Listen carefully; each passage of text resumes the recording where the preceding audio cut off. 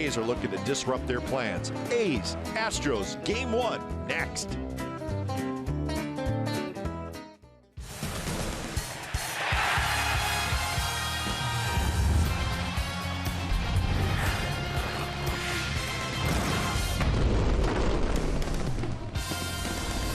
Well, it's the last trip to Houston for the Athletics this season, and they're taking on an Astros team trying to go to the postseason for the second year in a row. Big left-hander Sean Manaea is going to get the start tonight for the Athletics. Game 1 of a 3-game series from Minute Maid. It's the A's and the Astros coming up on CSN California. Hi again, everybody. Welcome to Oakland A's Baseball, along with Ray Fosse. I'm Glenn Kuiper for Sean Manaea. His 20th start of the year. His last start, Ray, was against a really good Cleveland Indians team, and it was one of the best starts of the year. He did it at the Coliseum. You know, one of the best things about Sean Manaea, he has an assortment of pitches. Stephen Vogt catches him, and he uses all of those pitches, and he did it against the Cleveland Indians. He used his good fastball, his good slider. He has an outstanding changeup, and I think what we're seeing more and more is a great composure of a young man who's learning how to pitch at the major league level. I think that's especially good for him because at the beginning he struggled a little bit. He talks about the Boston game at Fenway Park, but since then he has pitched outstanding baseball. He gets a hug from Wash, and how great is that to finish a game and get the hug from the big Ron Washington. All right, so whatever happens to the Houston Astros this year, the future is very, very bright. They have a load of a young talent, and since the last time you saw him, Ray, they've added more. Bregman and Gurriel, one's a Cuban, 32 years old, the other one a high draft pick, and we're looking forward to seeing these two. No, absolutely. This young man can swing the bat. He can play some great defense. And, you know, the Astros are not afraid to bring up not necessarily just the young players, but new players, and that's what we're seeing and we'll see tonight. But this young man can play third. He's DHing tonight. Gurriel's going to play third. But what he can do with the bat and with the glove, he may have found a home here permanently for the Houston Astros, getting a chance to play. And as far as this young man, he can hit. He can swing the bat. I think your point that you brought up earlier about a little bit like Cespedes, the way he swings the bat, very powerful as he uses the whole field. He is at third base tonight. A.J. Hinch, his manager, said he wanted to get him in the field, and he's doing that tonight, playing third base. And the A's will also see a pitcher for the first time. Rookie right-hander Joe Musgrove is making his 5th start of the season for the Astros. He is one of their top prospects. So we are set to go from Minute Maid. But before we do that, we're going to head back to the A's pregame live studios, getting ready for the A's and the Astros.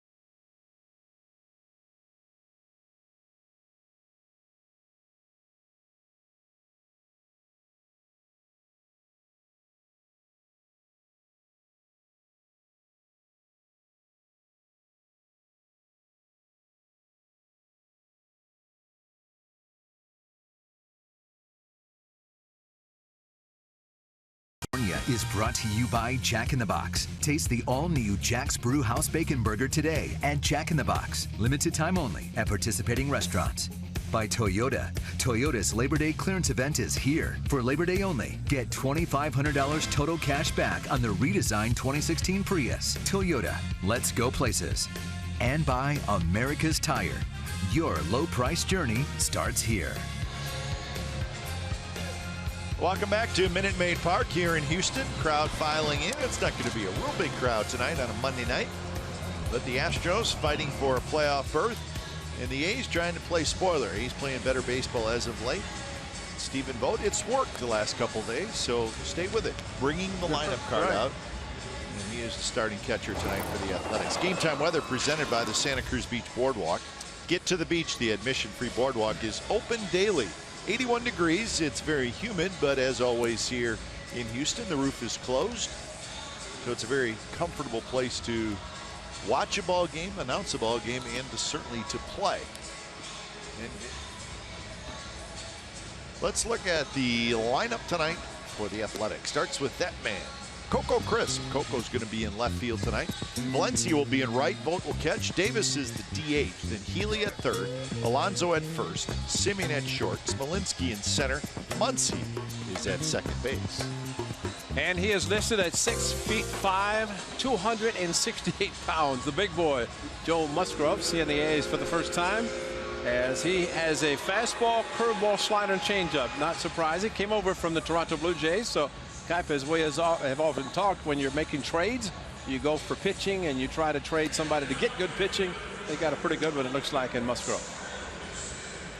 Defensively behind Musgrove, another newcomer, Teoscar Hernandez, is in left field. Jake Marisnick in center. George Springer's in right.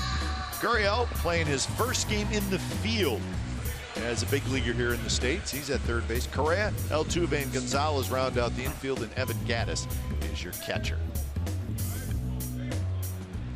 Alex Hinch and his Houston Astros. Very talented young team. So the first pitch of the ball game, Musgrove to Coco Crisp, is just a bit outside. Yeah, it's almost like A.J. Hinch and the Astros are trying to play for postseason, but they're also trying to develop and build a successful team for the future. Got the postseason last year, maybe a little bit ahead of schedule. Had a lot of players with career seasons. Jason Castro, their pretty much everyday catcher last year, is now platooning a little bit with Evan Gattis, who's having a very good year once again, throwing out base runners. Of course, he's always powerful swinging the bat. Well, the future is bright for the Astros, no doubt about that. There's Gurriel, the Cuban player, signed to a 5-year contract. As we said, playing in the field for the first time. He has been the DH for a handful of games. And there's another youngster we haven't seen ring, Teoscar Hernandez. So we talked about Bregman and this pitcher, and the game starts with the strikeout. So we're seeing some new Astros. Coco Crisp did not agree with the call. Yeah, Coco showing his displeasure down to David Rackley at third base, and because his body spins, just the question, did his bat go with him? And that's not a swing. That's not a swing. If we get a side shot, and yeah, that's not something that Coco is very happy about. Showed his displeasure. Got to run by him all the way. Also go to left field tonight. First pitch to Valencia is in for a strike.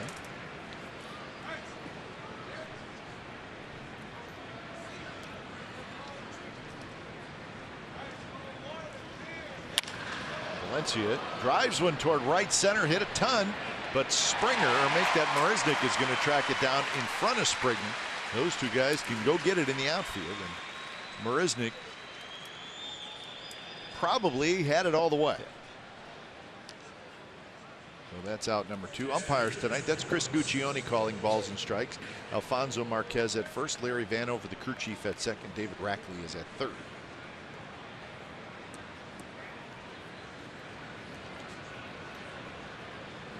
So with 2 outs, here's Stephen Vogt. Yesterday, Stephen Vogt took the lineup card out, put it down on the batting order with the left-hander. Took it out with a full catching gear on. Tonight, takes it back out, ready to hit, and his helmet on. Hitting third, of course, means he's going to be hitting the first inning.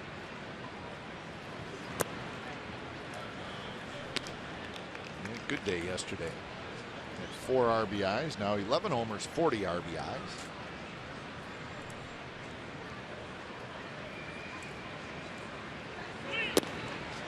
Sharp breaking ball from Musgrove. That breaking ball coming in to Stephen Vogt. That could be something as we see this game, and he stays on the mound with the breaking ball coming into a left-hander's power. That could be something could be beneficial in this ball game. As you mentioned, the A's players seeing Musgrove for the first time, and as a result, trying to figure him out. He's using a lot of breaking pitches now, but try to look at his fastball.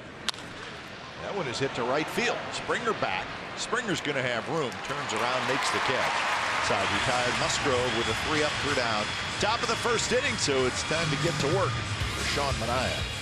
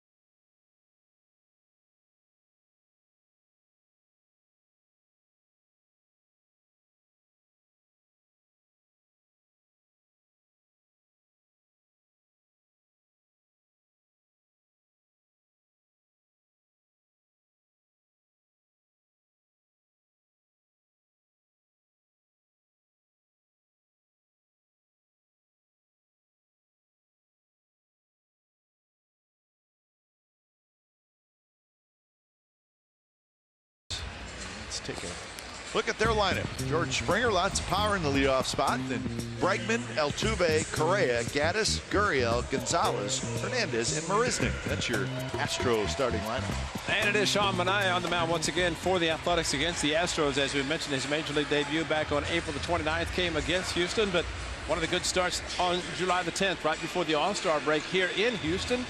But right now tonight, trying to get to the 6th win category. Pitching well enough, but the key for him, pitch well on the road. Seems to pitch extremely well at the Coliseum.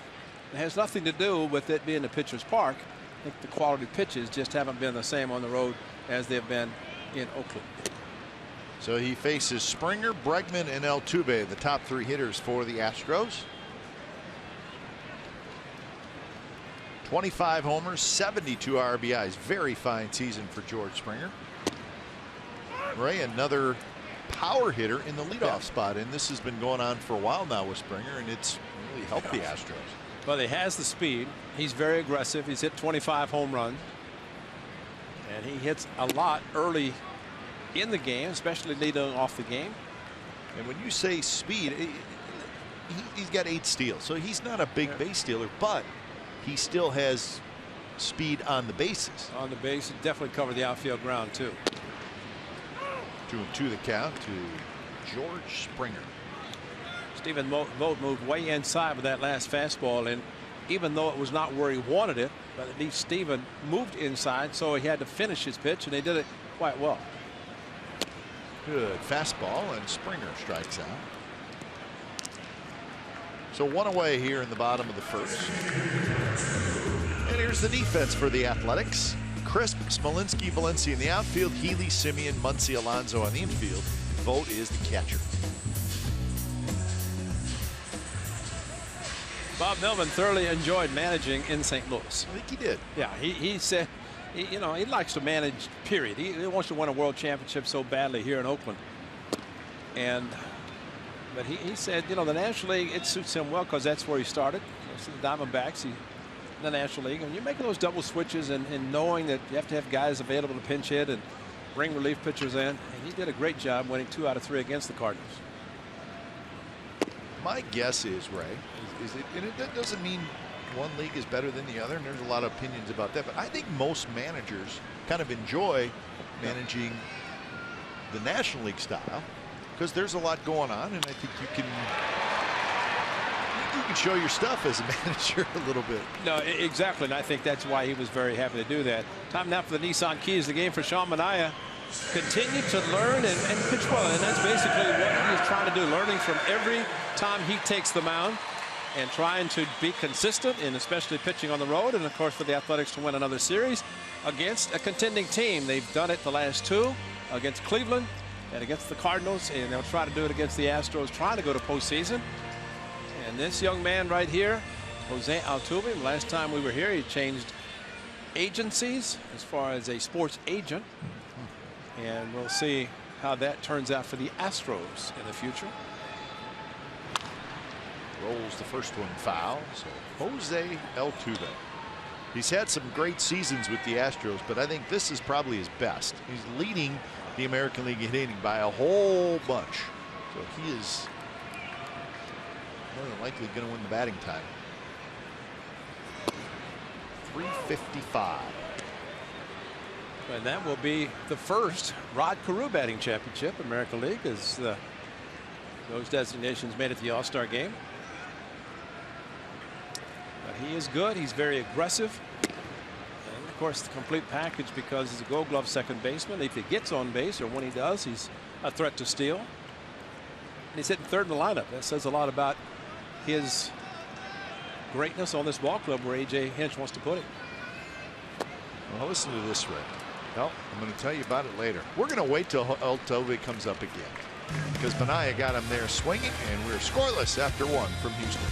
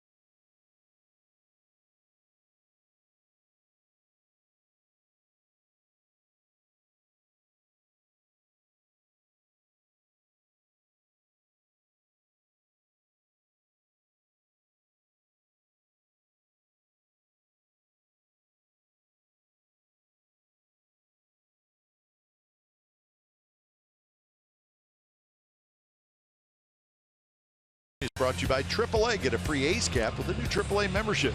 Visit a participating AAA branch by August 30th. That's coming up, folks. Restrictions apply. There's the concourse here at Minute Maid Park. Now that we're used to coming here, which I think we are since they moved. This is their 4th year in the American League for the Astros. Moved to the AL West in 2013. It's funny, there was I don't want to say uproar, but there was like, oh, Astros, National League since 1962. It's going to be weird. I can't get used to it. And then really, after first year, it's just becomes just the way it is. That's right. So it's one of our stops 3 times a year. 3 separate times from Arlington, Texas.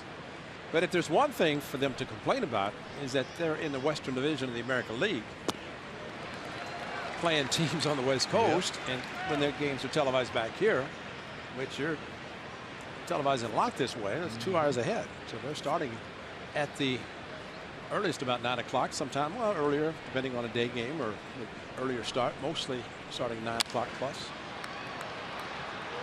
Chris Davis, another home run yesterday. He's got 34 on the year. Well, showing again tremendous power to right field, right center field. Talked about his 10th going opposite field, and still wonder why Piscotty was jumping that ball clearly deep into the bullpen of the Athletics. And of course, that 2-out shot, first inning, giving the lead to Andrew Triggs as he picked up his first major league win. So 3rd in the American League in home runs for Chris Davis, as he's trailing Trumbo, who's got 40, Encarnacion, who's got 36. So Donaldson on there. That 34th home run by Donaldson was hit just a little while ago. Oh, it wasn't part of the 3 yesterday. Huh? No. And that's after what, fouling a ball off his kneecap and he hit 3. 1-2 to Chris Davis. Healy to follow, and then Alonso got him swinging. Got a good breaking ball, does Musgrove. Yeah, and he likes to throw on him. He mentioned he almost left one in too much to Stephen Vogt, hit the warning track. This one, though, going away from the right-hander, which makes it a very good pitch. You recognize it as in the strike zone, then it just goes away, and that's the way Chris Davis was at the beginning of the season, swinging at those sliders. Then all of a sudden, he started to make contact with them. Here's the goodies on Musgrove from El Cajon. Ray mentioned the fact that he's 6'5", nearly 270 pounds. And remember, 2012, the Astros and the Blue Jays made a huge trade, 10-player trade. Jay Happ was involved, but there was also quite a few minor leaguers involved, and Musgrove was one of them. He was a very high draft pick for the Blue Jays. But part of that trade, and he is now in the big leagues, making his 5th major league start. Facing a hot rookie in Ryan Healy. 3-0. If we talk about how we'll show this pitch up and in to Healy, almost, well, pushed him back, but to talk about left fielders, look where Hernandez is playing in left field, if that's what you want to call it. That's one of the quirks in this ballpark. I know, and he may be over about as far as we've ever seen. I think that's what I just noticed. That may be the farthest, and that's beyond the Crawford boxes. But they do cheat to that edge of the Crawford boxes there, and that there's just not a lot of balls that go, I guess, not necessarily down in the left field corner, but more balls seem to go to left center. Staying away from Ryan Healy, so he cannot possibly hit one in the Crawford boxes, and maybe that's why Hernandez is playing where he is. I think too, Ray, if you think about it, somebody gets a line drive off the Crawford boxes, it's probably going to be a single.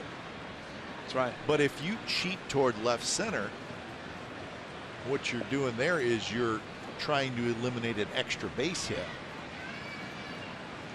You could get over there on a line drive off that scoreboard out in left center and get it back in quickly. You could do that out of the windup as Cleat got caught and he stopped. Out of the stretch, obviously, it's going to be a balk. But yeah, pretty alert young man to be able to stop instead of trying to follow through and pitch when his cleat did stick.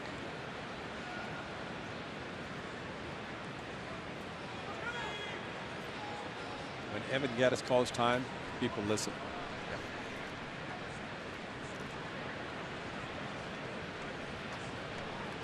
Fastball away. Hit high in the air, but fouled on the right field line. You know, the 94-mile-an-hour fastball, why not throw it, especially away? And you can really look at your defense. You can see how they're going to be pitching him. When you have a left fielder in that position, and then right field, Springer, of course, playing close to the line, I'd be surprised if Healy gets anything on the inner part of the plate. Again, fouled out. Fastball away at 93 miles an hour.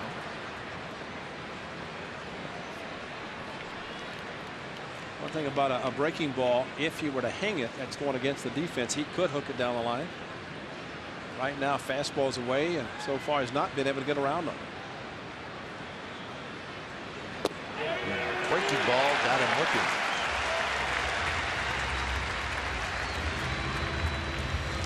Well, he threw it, he didn't hang it, and he throws Ryan Healy after all the fastballs, and he's kind of watched it right in, and there's where he's been so good with curveballs. That slider, though, on 3-2 after a steady diet of fastballs. Not surprised, and really from the standpoint of the pitcher catcher, it has to be thrown for a strike because you're going to fool everybody. Predominantly a fastball pitcher, he will throw the slider and the fastball the most. He'll throw it both to lefties and righties. Facing Yonder Alonso. 251, 7 homers, 44 RBIs. Alonso has been tough on the Astros this year. Not this time, though. 6 up, 6 down for the rookie right-hander Joe Musgrove. Bottom of the second coming up.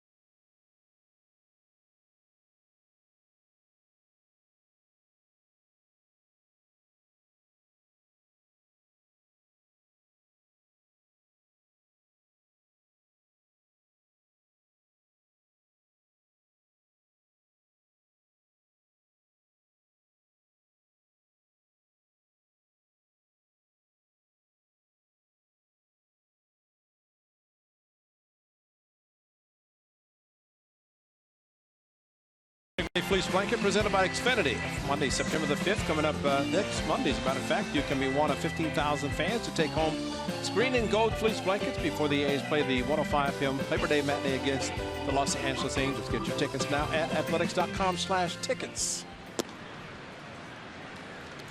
Week from today, Labor Day at the Coliseum against the Angels. Correa, Gaddis, and Gurriel. 4, 5, and 6 in this Astros lineup.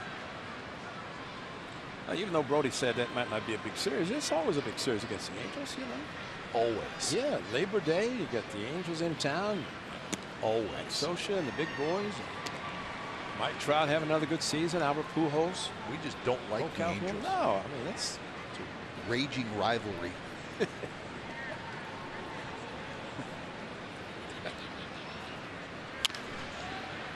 Not true. We are fine with No, listen, we like watching Mike Trout play. Unfortunately, you got to play him 19 times, and he does all kinds of damage against you. He is one of the all-time greats already.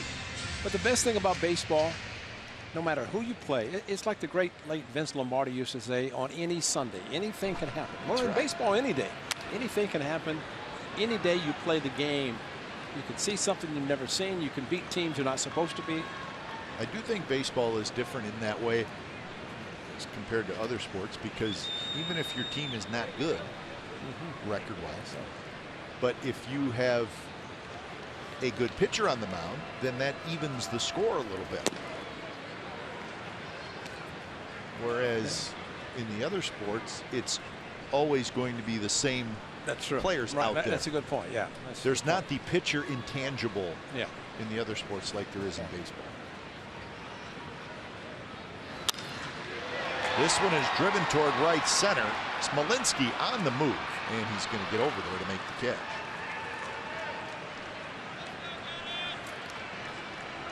So 1 out. Here's Gaddis.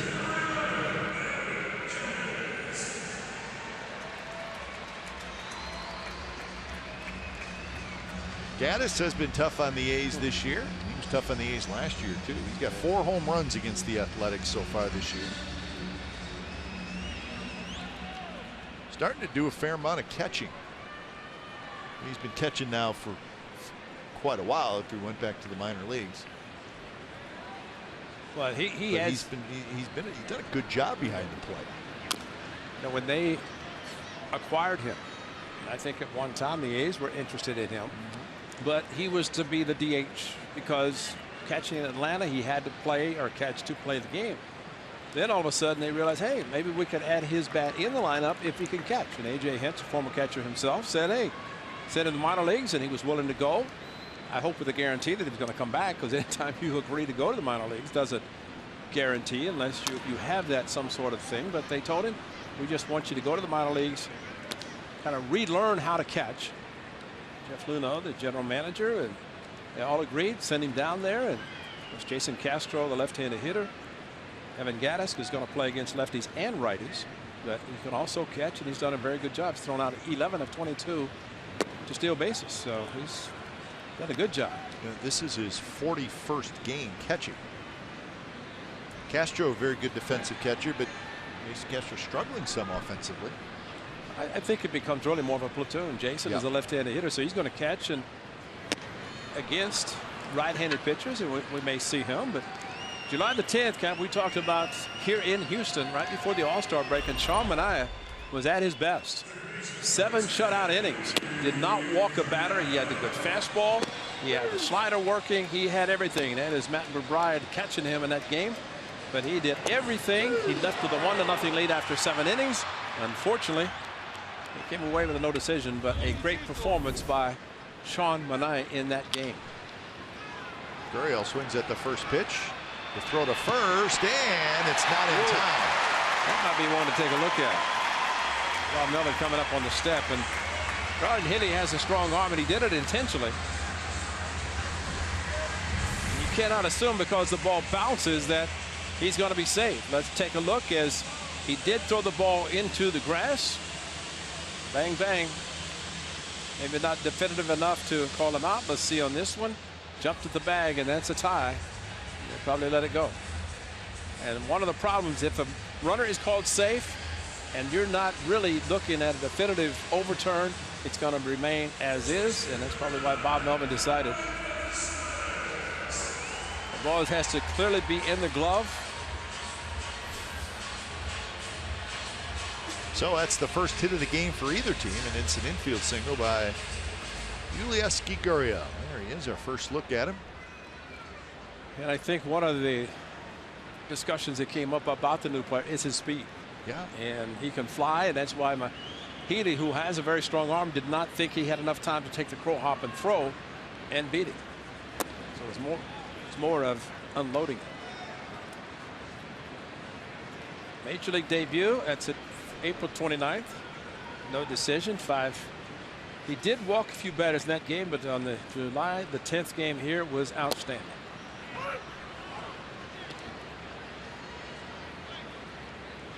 Threw 106 pitches in that start on July 10th. He did walk 4 in the game on April 29th. That's why he went just 5+ innings, but he has improved since then immensely. Seems to improve every time he takes the mound. Because I think if a player, pitcher, position player, can say every time he plays a game that he can learn something from that game and remember to help him in the future, then that's a good start for any type of a play. Well, you know what I like too, Ray? I'm looking at the dates of his starts. I'm just kind of double checking. He has not missed a start. Right. That's right. April 29th, that was the Major League debut, but I'm just looking. Oh yeah, I take that back. He was on the disabled list in the middle of June, so he did miss a little bit of time. But it was just the 15-day. Healy on the backhand, pops off his glove, and Marwin Gonzalez is aboard.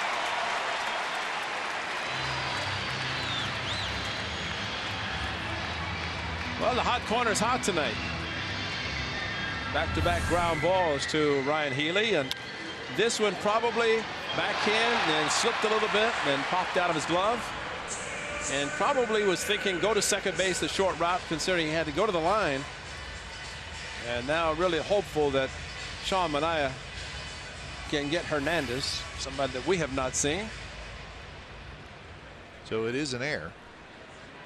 So an infield hit and an error, and here's Teoscar Hernandez.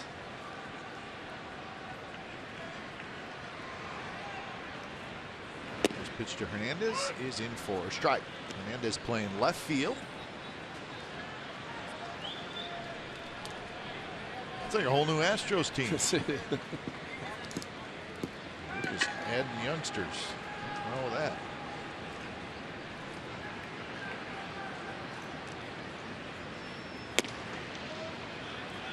Hernandez will be 24 years old in October. Signed by the Astros in 2011 as a non-drafted free agent. He's from the Dominican Republic. So rookies on the roster. A's have 10. Astros have 8. Most and second most.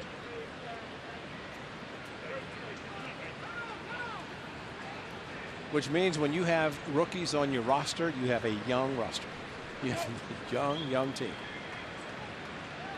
Hernandez this year split time between AA and AAA before getting to the big leagues, and he hit .307 combined in the 2 stops.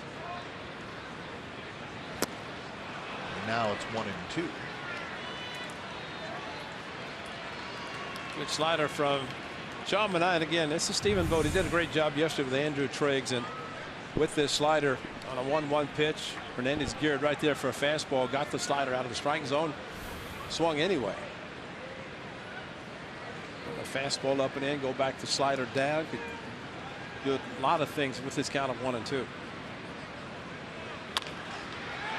Healy drops that one, picks it up, throws to first, not in time. Tough inning for Ryan Healy. That's going to be another error.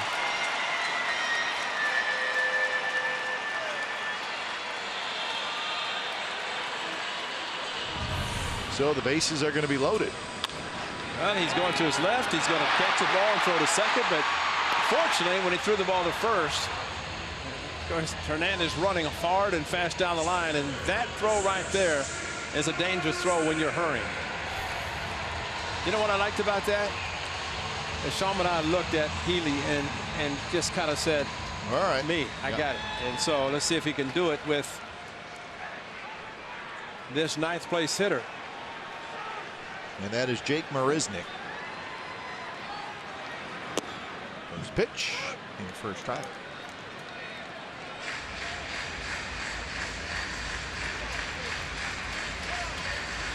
Ryan Healy said, "Do you think I'll have to play even with the bag? Can't I just play back?"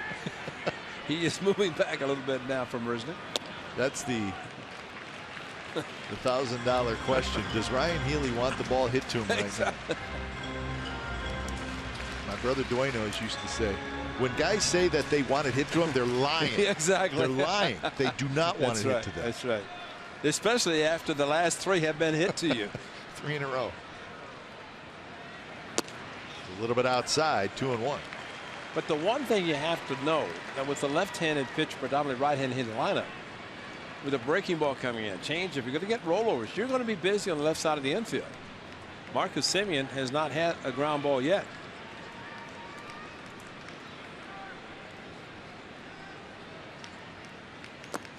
Missed inside, and now Manaea has to come in. No place to put him.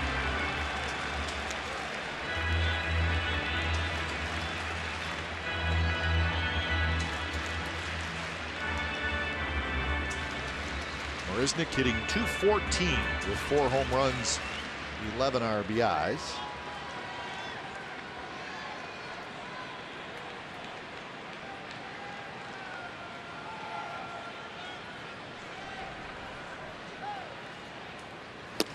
Pitch missed outside, and And a Walker run in as Gurriel's going to trot home to score, and the Astros take a 1-0 lead. Boy, just could not finish the pitch, left it outside, and not close enough even for Marisnick to swing.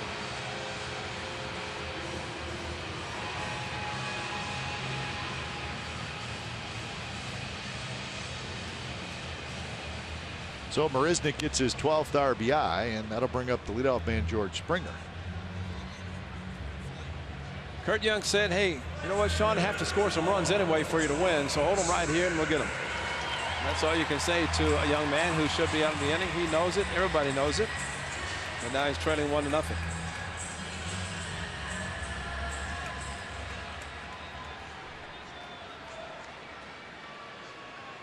Springer struck out in the first. Need to be worried about the first pitch of this guy. He's very aggressive. Yeah, it was a good one.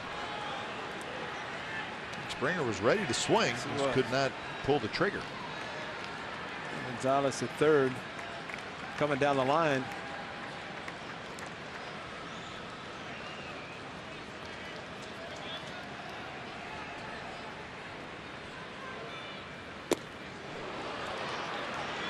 Jammed him, and it's 0-2.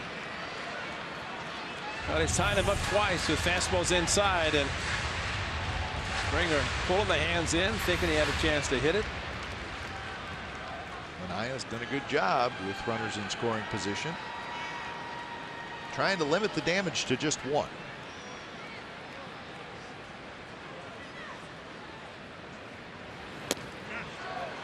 Springer almost went.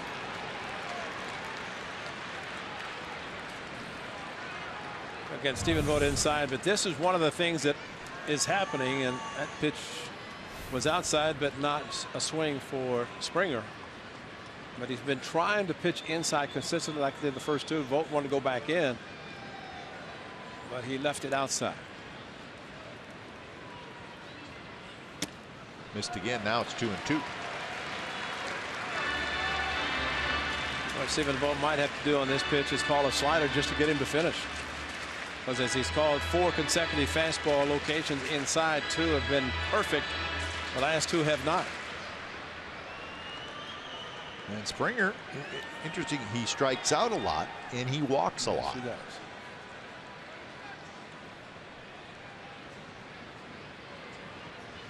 And that one is line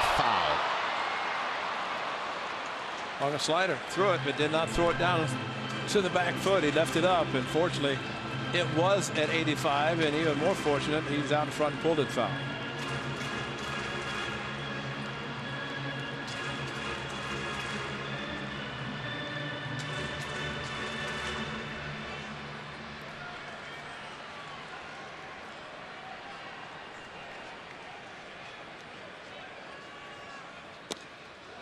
Inside, and now it's 3-2.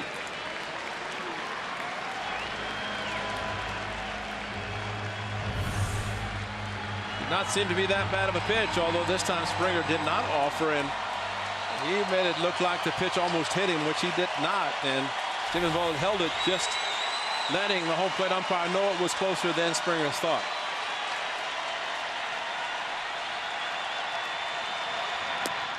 Missed inside, and another run's going to come in as Marwin Gonzalez trots home.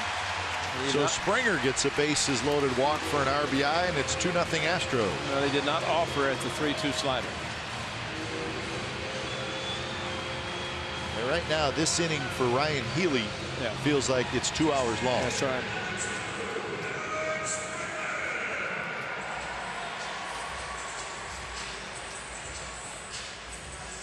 But that one hurt, Ray, because he got ahead 0-2 to Springer. Yeah, you're right. Especially 2 good fastballs. Then the next 2 couldn't throw them where he wanted to. Here's Alex Bregman. Bregman swings and misses. He lined out to center field in the first inning. Bregman, who got off to an extremely slow start. He was 1 for his first 32 after being called up. But since then, he has heated up.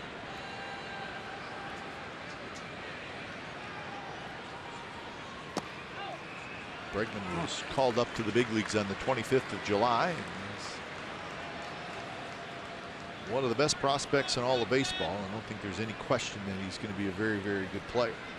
Chokes up a little bit, not a real big guy.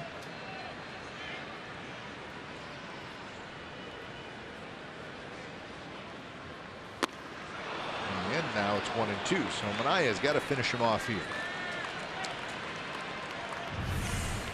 Good slider, and that's what you get, the aggressiveness. But Springer was not ultra aggressive on the 3-2 sliders. He took it for ball 4.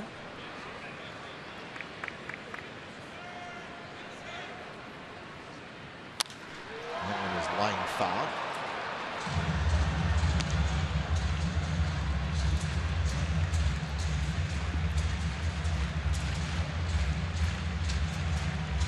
Bregman was the second overall pick in last year's draft on LSU.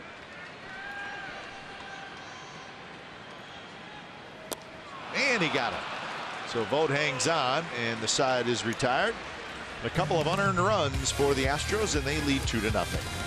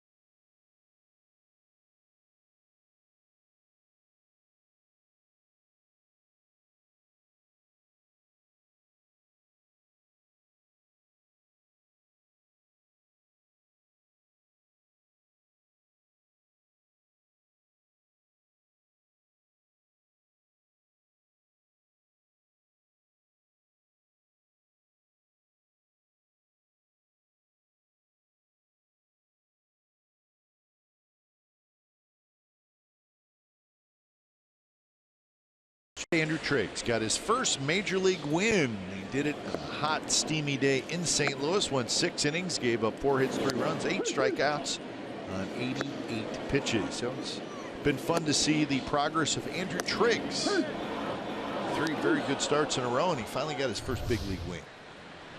Well, really impressive. After the first inning, the A's scored 2. He gave up 1, and then he settled down. And for him, in front of family and friends who drove up from Nashville, he didn't depart early. Stayed in through 6 innings, and it's a nice celebration for him after the game. Simeon, Smolinski, and Muncy here in the top of the 3rd. A's trailing 2-0.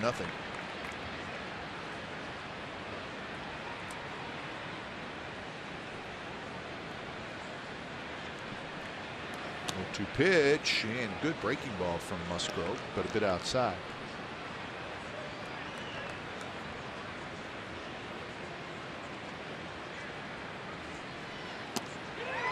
That time Simeon could not hold up, and that's strikeout number 4 for Musgrove. Here's our T-Mobile. Greater coverage of baseball brought to you by T-Mobile. A's starters in St. Louis, guys that, well, were not in the plans at the beginning of the year, Ray, not in the rotation, but Detweiler pitched fairly well, took the loss on Friday, but Neal did a nice job on Saturday. Triggs got the win on Sunday. So those 3 deserve credit, because that's a very good St. Louis Cardinals lineup, a lineup that hits a lot of home runs. They're in their ballpark. It was very hot, very humid, but they did a good job. Those 3 combined for 16 innings, only 1 walk. And saw all the ground ball outs that all of them had put in play. 1-1 the count to Smolinski.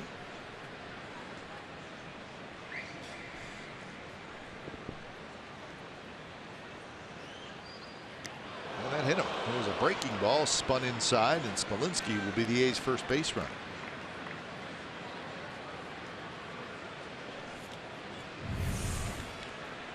I saw Healy. We got a fastball inside, pushed him back. This one, though, breaking ball just stopped breaking until it hit Smolinski just a little bit to the left of the number on the front on the rib cage.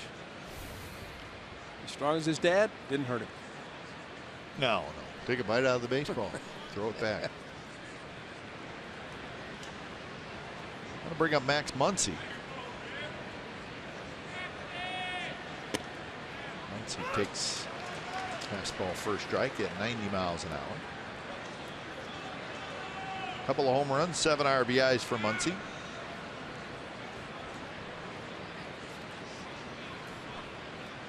Muncy was 0 for 6 in the series in St. Louis.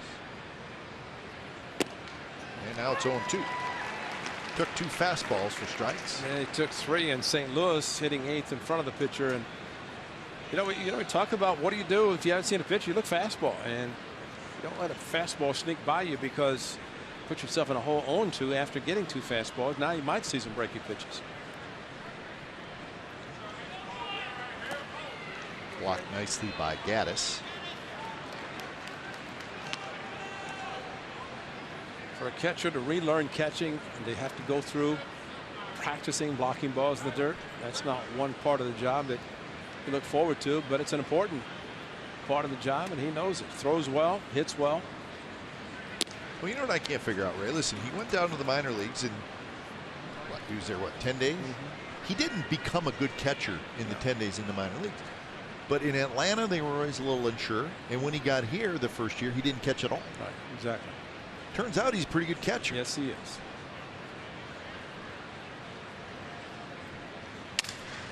Broken bat grounded toward first.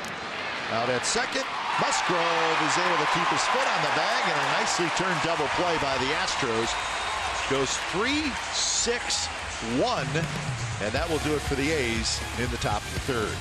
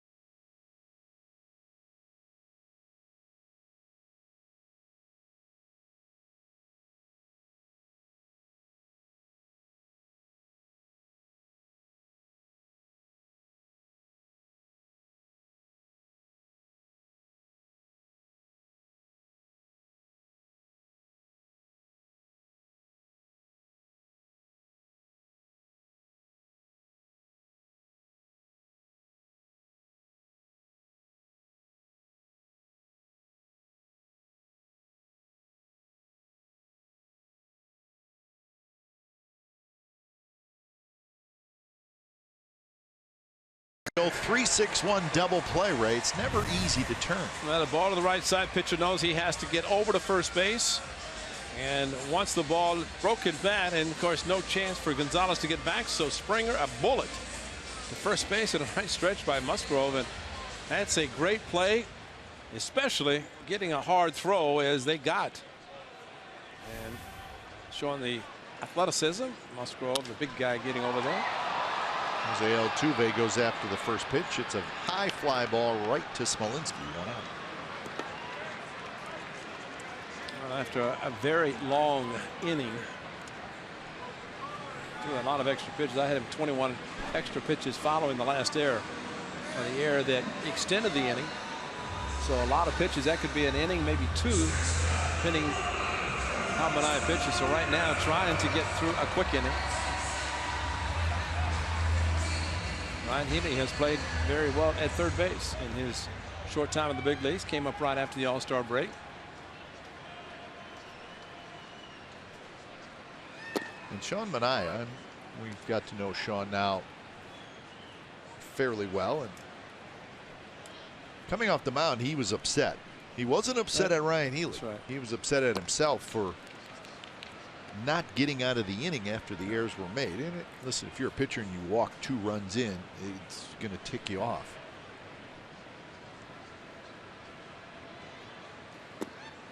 And it's not like he was trying to strike out, because if he put the ball in play, maybe another error. He basically got ahead of 2 hitters and ended up walking both of them.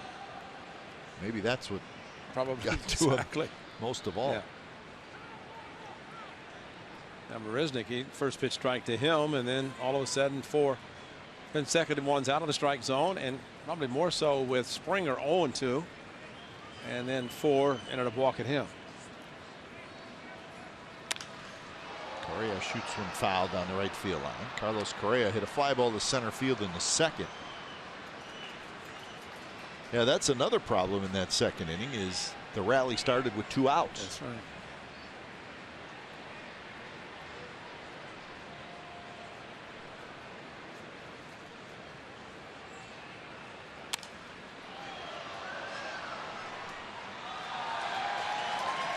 Correa settling into this cleanup spot. At 88 RBIs. He's been on kind of an RBI binge. At 55 RBIs in his last 59 games. So almost an RBI per game.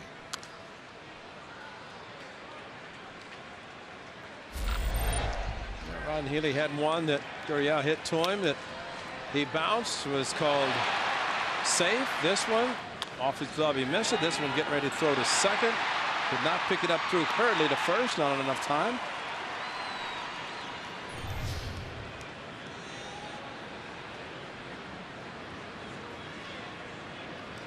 Two pitch. Healy backhand, straightens up, throws, and Alonso digs it out.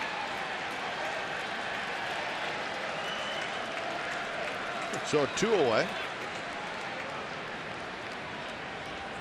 But Healy may have lost his footing just a little bit. This is a wet track, and he lost it there. You're right, slipping, and then thanks to Alonso, he's done this often this year. That could have been the 3rd air for him.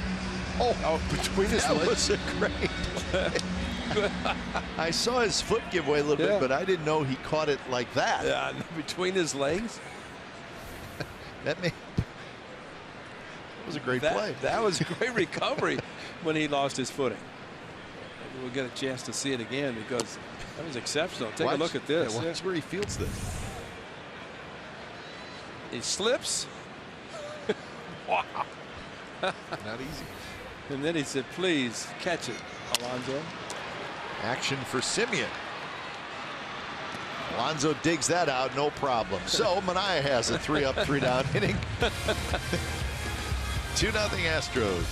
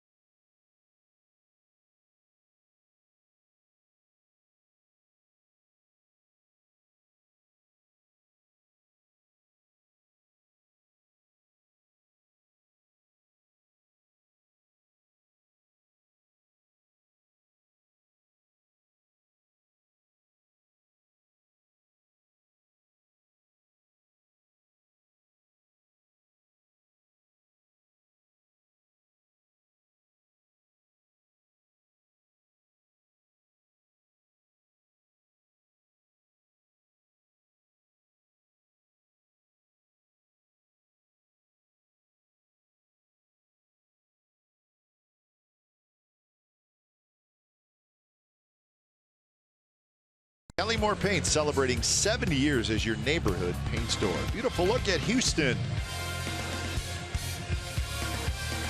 2-0 Astros lead, top of the 4th inning. Let's go look at downtown Houston. Surrounding areas. Ballpark is right in downtown. It's nice that they put those colors in there. They make it really look nice. Looks good. Yeah. Kellymore Paints. They did a little picturesque painting job there. It's good. Had a good rainstorm today. Boy, it rained hard for about an hour, hour and a half. Something they really need in Houston. More rain. Give some to us. That's right. And it was dumping.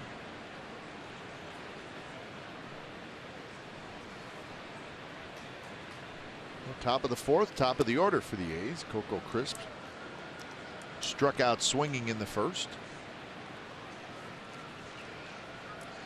Well, Coco had a discussion with David Rackley on his way to left field in the 1st inning.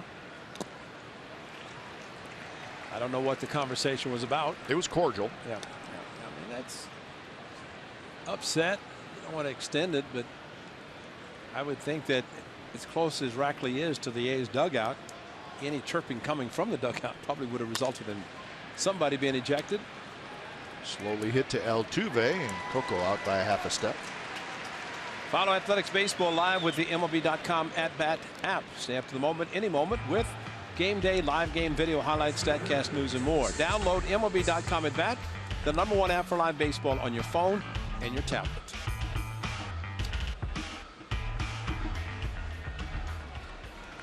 So with 1 out, here's Valencia. Altuve came up and swung at the first pitch, so you didn't get to finish your story. I was just going to tell you where he ranks. Well, let's do it. Forget we don't have to wait for him to come back. We're going to make this a full production. Because we're going to talk about the. But he may swing at the first pitch again. Yeah, that's a good point. And we really don't have time. I just was going to brag about how I think this may be his best year that he's had. And he's had some great years, but he's a very, very, very legitimate MVP candidate. I agree. All right, here they are. Check this out. Look at that. Average hits, 3rd in doubles, 3rd in stolen bases, 6th in run, 9th in RBIs. How about 10, top 10 and runs batted in? I mean, that's the MVP category. I mean, when you're looking at all those numbers, he's the man. And he had to walk on and come back for a tryout, keep coming back for the Astros would even sign him. So give him a lot of credit. And got a career on high home runs at 21. So all things good for Jose Altuve.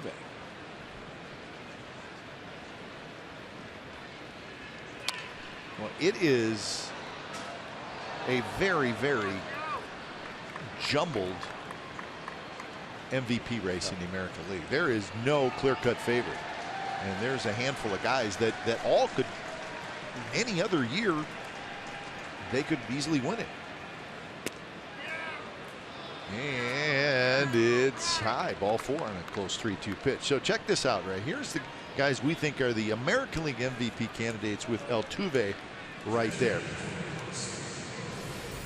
Mookie Betts is having a sensational season. 29 run. I mean, he's wow. 94 ribbies, 100 run score. He can look at that. He can go 30, 100, 100. Yeah. Donaldson, another great year, and he's hot right now. He has over 100 runs scored.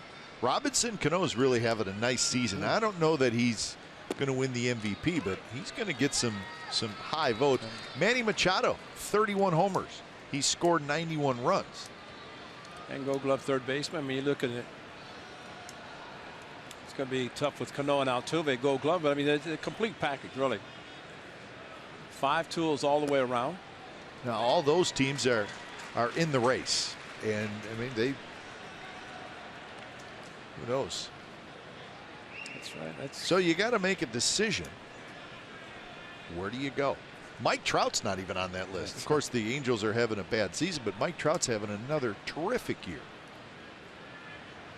Trout's got 82 RBIs, 24 home runs. Vogt swings in this season. I guess you know, if you're a voter,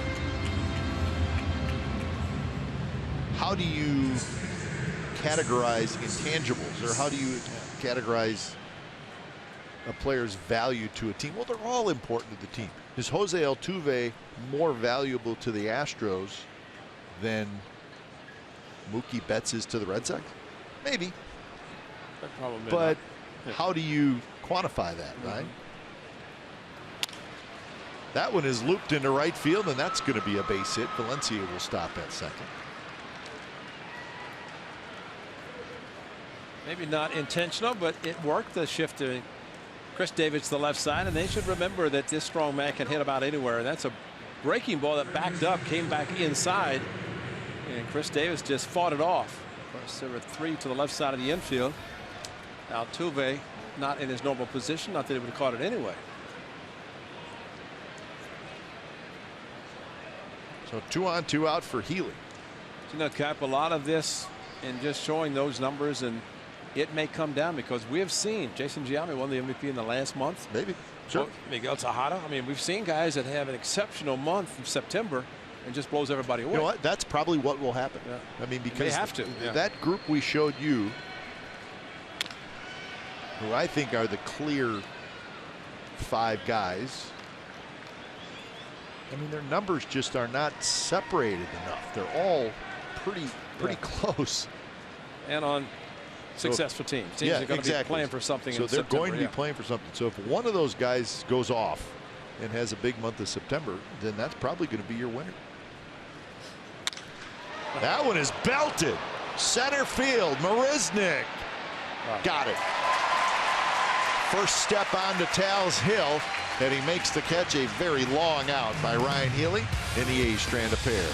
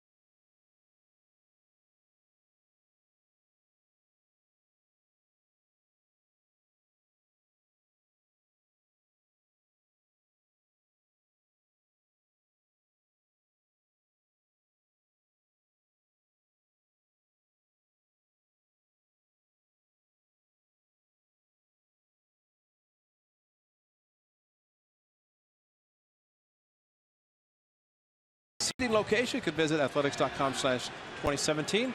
Join the party. They're right now booking their tickets right now for next year, 2017. Gurriel fouls the first pitch back. His name is Yuli Gurriel, but they're calling him Yuli. Yeah. So we're going to call him Yuli. We call him Yuli, you Darvish, Yuli. Broken bat. Manaea juggles, grabs it, throws low to first, and Yonder Alonso wants to call a timeout and says, somebody hit me in the chest with a throw, please, because yeah, Healy, Simeon, and now Manaea. that may have been the hardest one of all. Yeah. Oh. And Manaea said, wait. Oh boy. That says it all right there. You can read lips, you just know exactly what Yonder's thinking. Hey, we're trying to get him a gold glove. Maybe that's what the infielders are saying. Yeah, Yonder, you know, you keep picking, man. You're going to be the top of the gold glove list. Let's get you a gold glove. He should get it anyway, the way I mean, if you watched him every day, as we have been fortunate to, and the infielders for sure have been fortunate to have him at first base.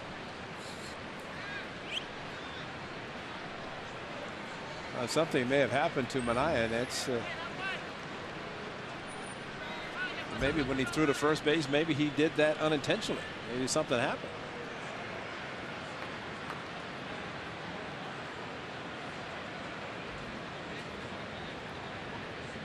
Scuccioni a chance to use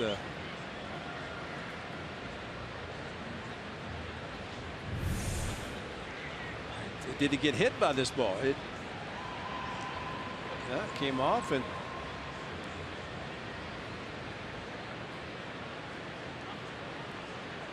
couldn't see anything happen. But he's explaining to Nick Pepperista, and now Kurt Young's going to go out, and he's going to come out. Do not know what happened. That's too bad. So they'll scramble around a little bit in the A's bullpen. We'll see who gets up. Looks like it's going to be Smith. So Chris Smith has grabbed his glove and a baseball. And when it's time for change, think Speedy, oil change, and tune-up. It's your oil change, tune-up, and smog experts.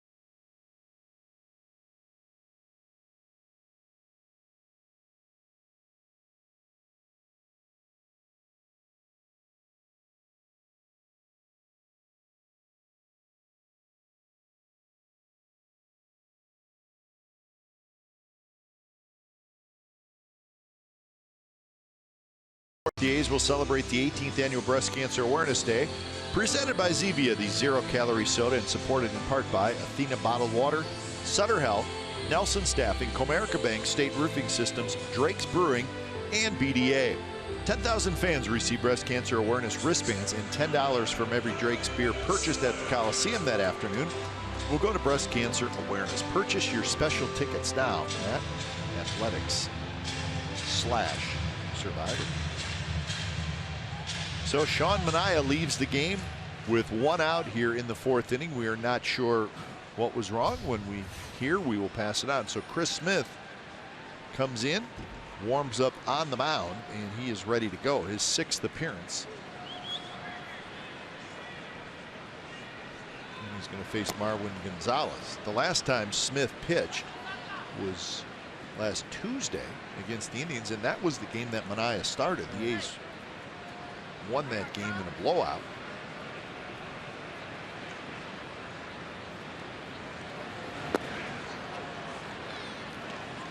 So 1-2 the count. So for Sean Manaea, 61 pitches when it's all said and done. Both runs were unearned due to the Healy errors, and that was in the 2nd inning.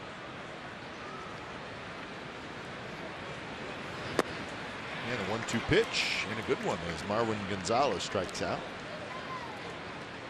Sean Manaea, you look, and we have talked kind of how that's kind of like a screwball. Good changeup back-to-back to Gonzalez, and for Smith just to try to hold him right here, have his club come back, entered the game as 0-1 against Gonzalez, and then a strikeout. But if you go through a season and you only have 1 unearned run on your totals in the first 20 games, you get 2 tonight. I mean, but that's exactly how great he was, and defense playing well behind him. That there was only the 1 unearned run against the Angels. So 1-1 the count to Teoscar Hernandez.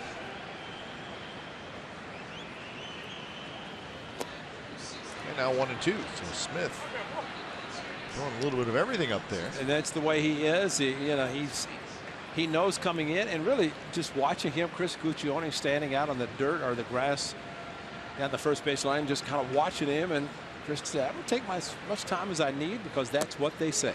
And he did it. There's too many guys who will rush trying to hurry up because everybody's watching them. But the only difference is you're on the mound here instead of in the bullpen.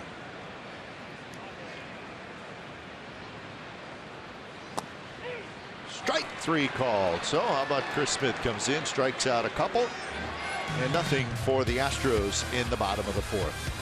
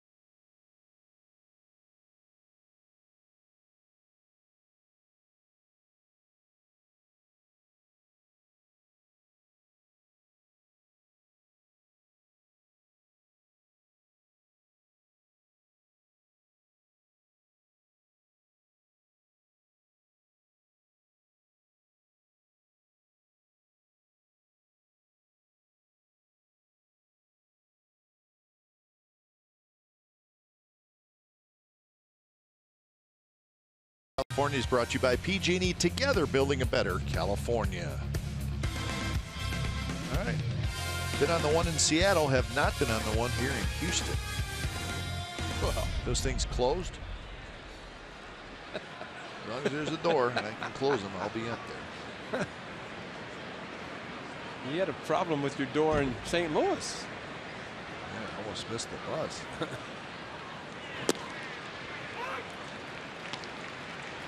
Well, the A's still just trailing by 2 runs, and that's the difference in the game. And a lot of baseball remaining. You don't want to try to make Musgrove look like Cy Young. So far, he's pitching like Cy Young. Just the 1 hit. That was a bloop single by Davis last inning.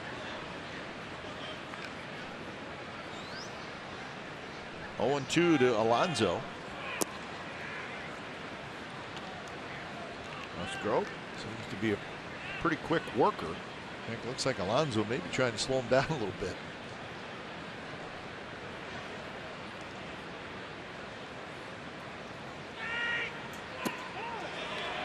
No swing. That's right. Maybe the conversation Coco had, Mr. Rackley, that got him another one, because Coco didn't swing either, and that definitely wasn't a swing from Alonso. Might as well appeal. He might get the call, which got in the first inning. And this one's bounced toward Altuve, who scoops, throws, 1 out. The hitter tries to pull an outside pitch. That's usually the result. It's just an easy ground ball, and sometimes it's easier said than done to take a pitch outside and go to the opposite field. We've seen Alonso do it well that time, though, maybe just a little bit off speed that got out front, pulled it. Simeon, who struck out in the 3rd. 1 walk, 5 strikeouts for Musgrove. The reason Musgrove's here, well, Lance McCullers, who we've certainly seen now for a couple years, but McCullers' elbow bothering him a little bit. He's been on the disabled list for a little while. They don't know if he's going to be back this year or not. So that's a loss for the Astros. Pretty good young pitcher, Lance McCullers. They'll have their fingers crossed that he is able to come back at some point in September. They just don't know. Astros also playing without Colby Rasmus, who's on the disabled list. And Luis Valbuena, he's out for the year with a hamstring injury. That one's hit to left and hit deep. Hernandez back. He's into that corner, and that one is off the wall.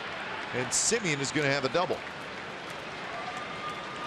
It's always tough to tell out there. It's got to hit above the yellow line for a home run. So it will be a double for Marcus Simeon. At the hanging breaking ball, and Marcus Simeon, head down, good swing. He pulls it left to the Crawford boxes. Of course, look where the left fielder Hernandez is playing, and it did hit below the yellow line. Backing up was the center fielder Marisnik. Great shot, camera work there. Pretty good job with finding that. Here he is. Almost hit our guy. Yosemite Sam. Yeah. He's texting, hey, did you see me? Ball just to. I could have caught it. I just didn't want to. So an opportunity here for the A's. Simeon in scoring position. Yeah, boy, look at that. Hook him. Guys to the left and right better be careful. That's pretty pointed mustache.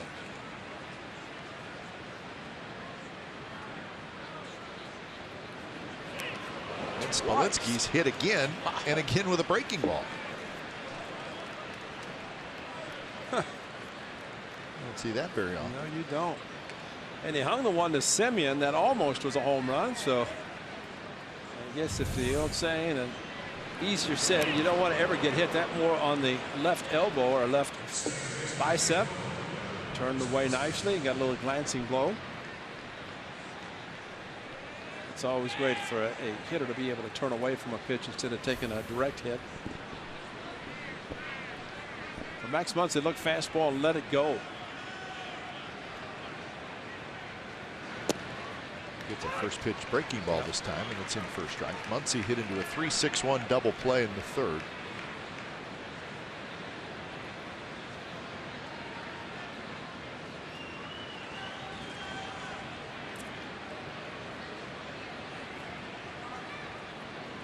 Get a couple of chances here. Musgrove now at 70 pitches with 1 out in the 5th inning. He's thrown as many as 99 in the big leagues this year.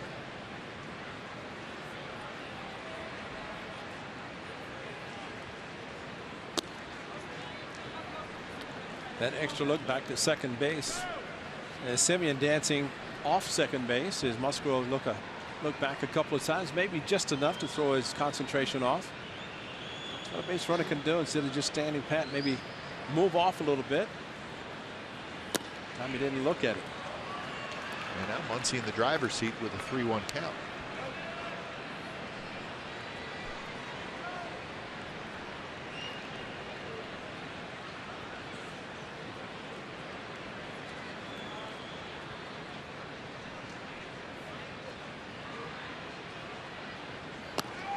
And that one outside, and he walked him. Double, hit, batter, walk, and the A's have him loaded.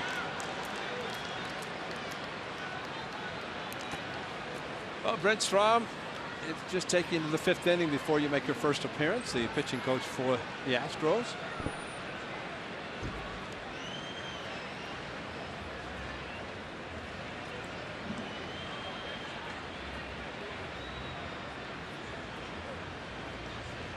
So Coco Crisp is the hitter.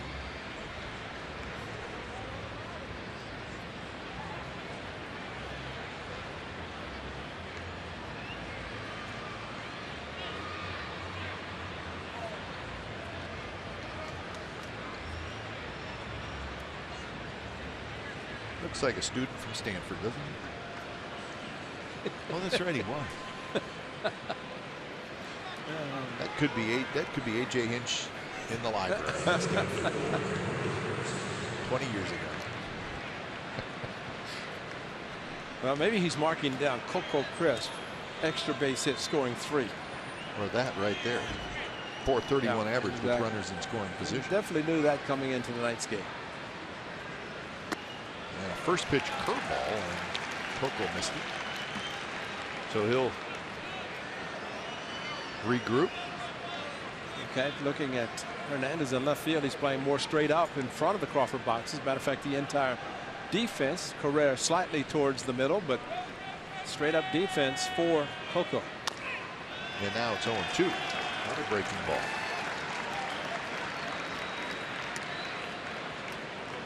Well, he got him called out on a check swing on a breaking ball down and in. First at bat, this one stayed back. Didn't stay back long enough. Simeon at third, Smolinski at second, Muncy at first. 0-2 pitch, got him with a fastball. So on 3 pitches, Coco Crisp strikes out, 2 outs. Well, that's a pretty good pitch.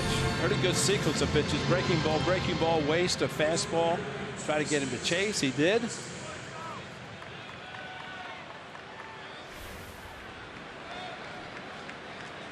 So now it's up to Valencia. Valencia, a fly ball to center field and a walk. And breaking ball spins in for a strike. Valencia was bending back out of the way. Chris Cuccione likes the high strike.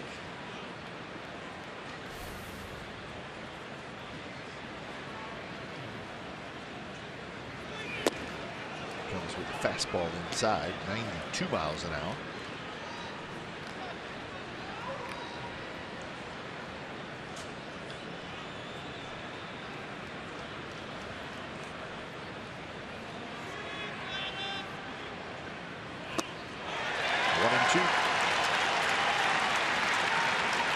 Similar to things that happened to the Athletics, bottom part of the batting order. Of course, thanks to Ayers, got on base and then turn it over the top.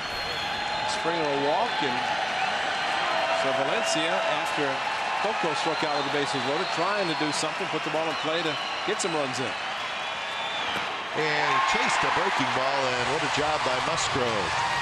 So the A's have the bases loaded, 1 out, and cannot score. 2-0 Astros as we go to the bottom of the 5th.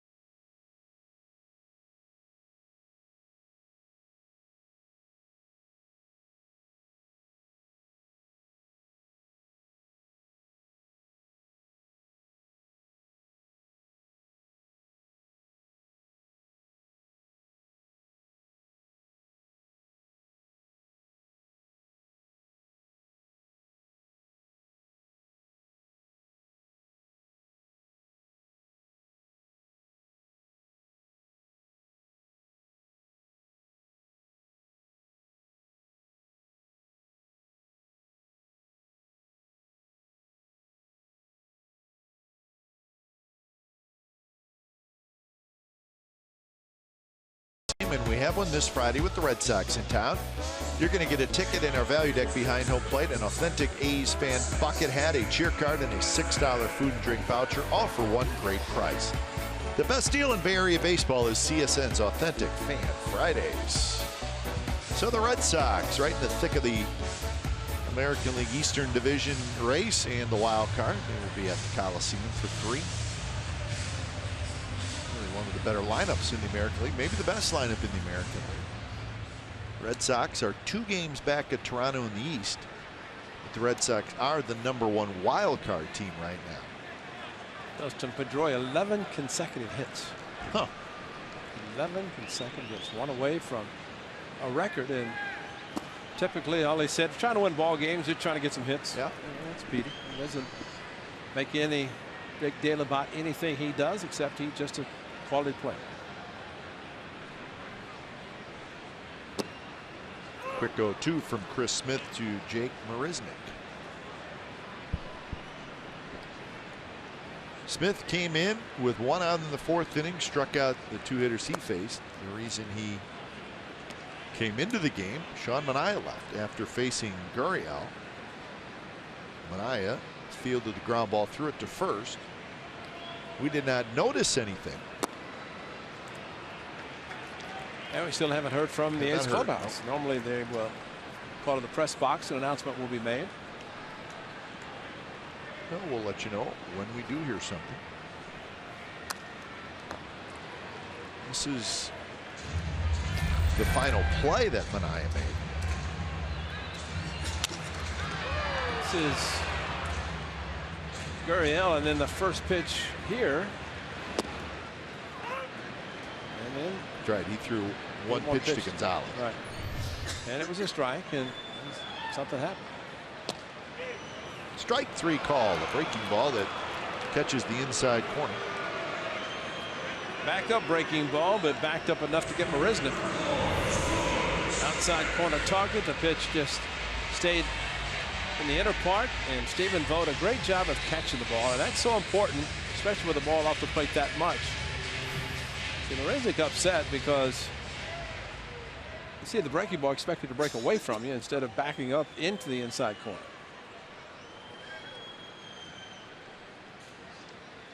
Here's Springer. Springer takes the first pitch strike. Springer struck out in the 1st and then walked with the bases loaded in the 2nd. And that brought in the 2nd run for the Astros.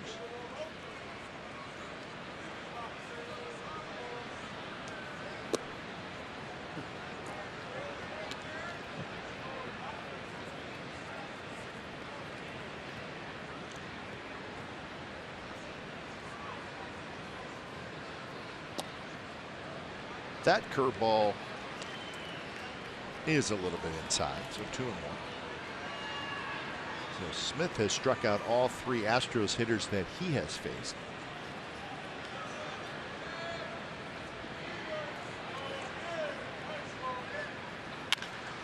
Big bouncer foul.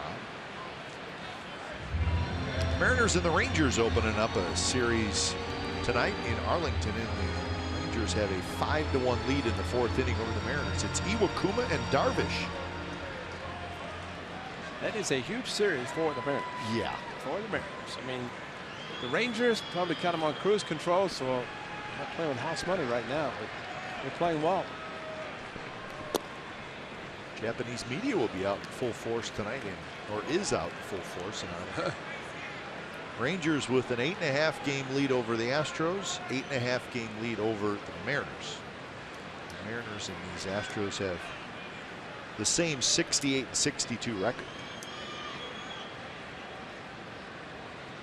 Seattle just lost 3 out of 4 in Chicago to the White Sox. Springer strikes out. Chris Smith on a roll. Well, he's throwing what looks like a screwball. Watch this ball just float in and come back towards the middle of the plate. It's a changeup, but it was acting like a screwball and very confident. Throw it anytime. Have to be so happy for a young man like Chris Smith to be able to come to the big leagues a couple of different years in independent baseball, one in Sugar Land Skeeters near here. Matter of fact, where Scott Kazmir came back to life as a pitcher.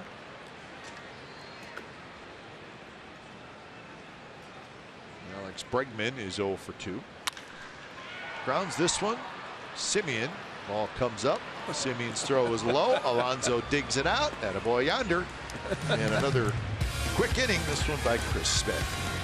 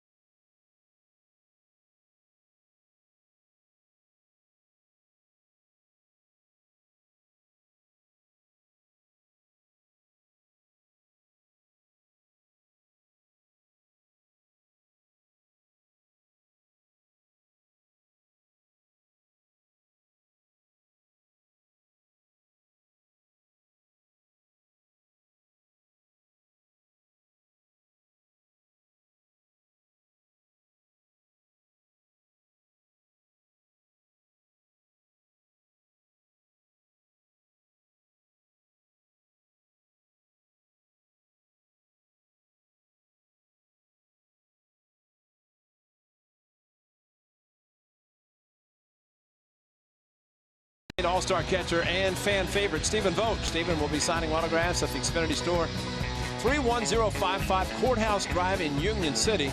It's this Saturday, September the 3rd, from 11 a.m. to noon. It's a 6:05 p.m. start for the Athletics and the Red Sox. This opportunity is limited to the first 150 fans, so be sure to arrive early. That'll be a special treat for all those who are there to meet the great Stephen Vogt, get an autograph. Nice if he brings his son Clark, because Clark put on that game face, watch his daddy sign autographs. Say, Daddy, let's go play some ball. Yep. Stephen Vogt tonight 0 for 2. The A's only have 1 hit. I take that back. The A's have 2 hits. It's the Astros who only have 1 hit.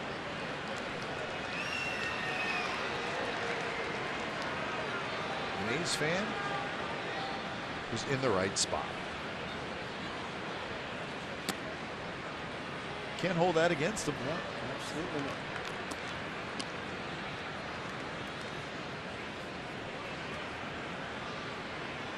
Joe Musgrove, 82 pitches. Got out of a big jam in the 5th.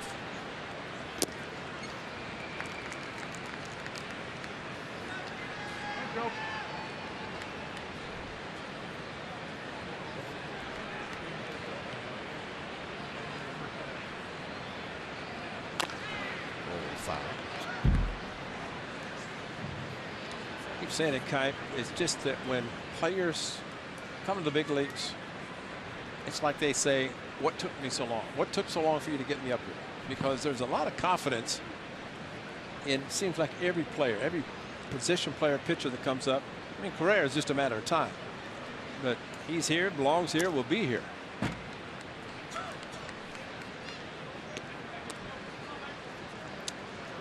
But I think a lot of times players come up and they get here, but it's harder to stay here sometimes than it is to get here. Yeah. Because you can work hard to get here, but man, when you're here and you struggle, you could be gone down quickly. So the A's are going to have a leadoff base runner in Stephen Vogt.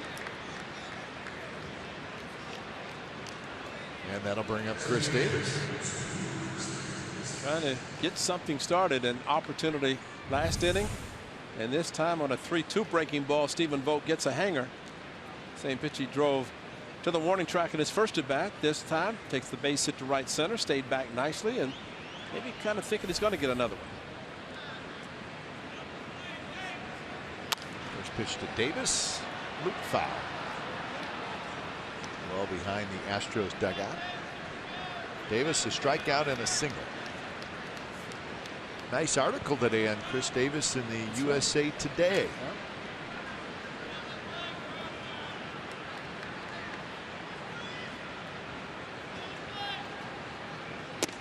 Inside.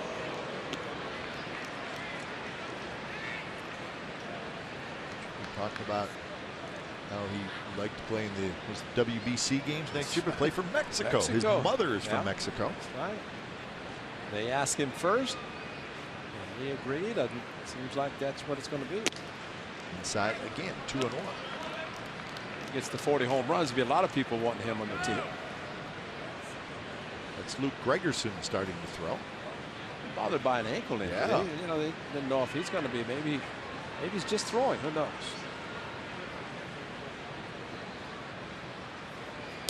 Again inside, and now it's 3-1. Again, it was a breaking ball. Well, it's kind of scary the way they're leaving them inside, and almost the point that, as they say, conveniently wild. But you see, as a hitter, you see the movement of the break of the pitch. You think it's going to be outside, and you saw with Marisnick, he gave up on a pitch that backed up, stayed in the strike zone. It's outside, and it's a walk. So a very good start for He's here in the 6th, 2 on and nobody out.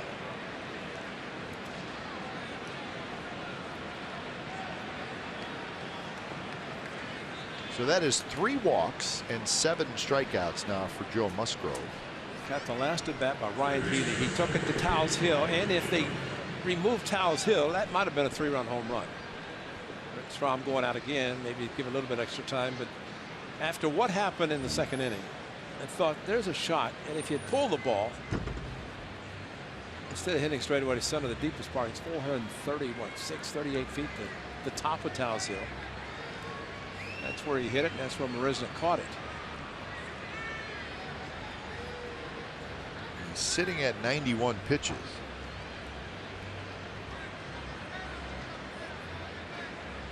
Last time there was a conversation like this, first pitch was a breaking ball.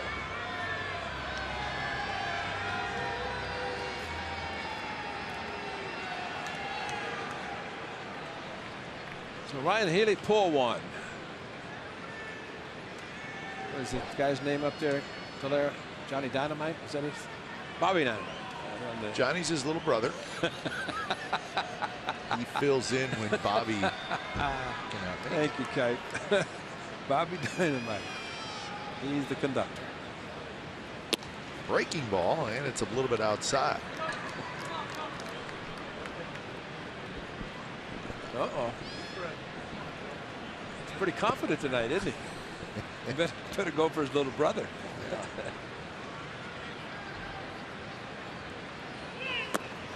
Missed again. 2-0.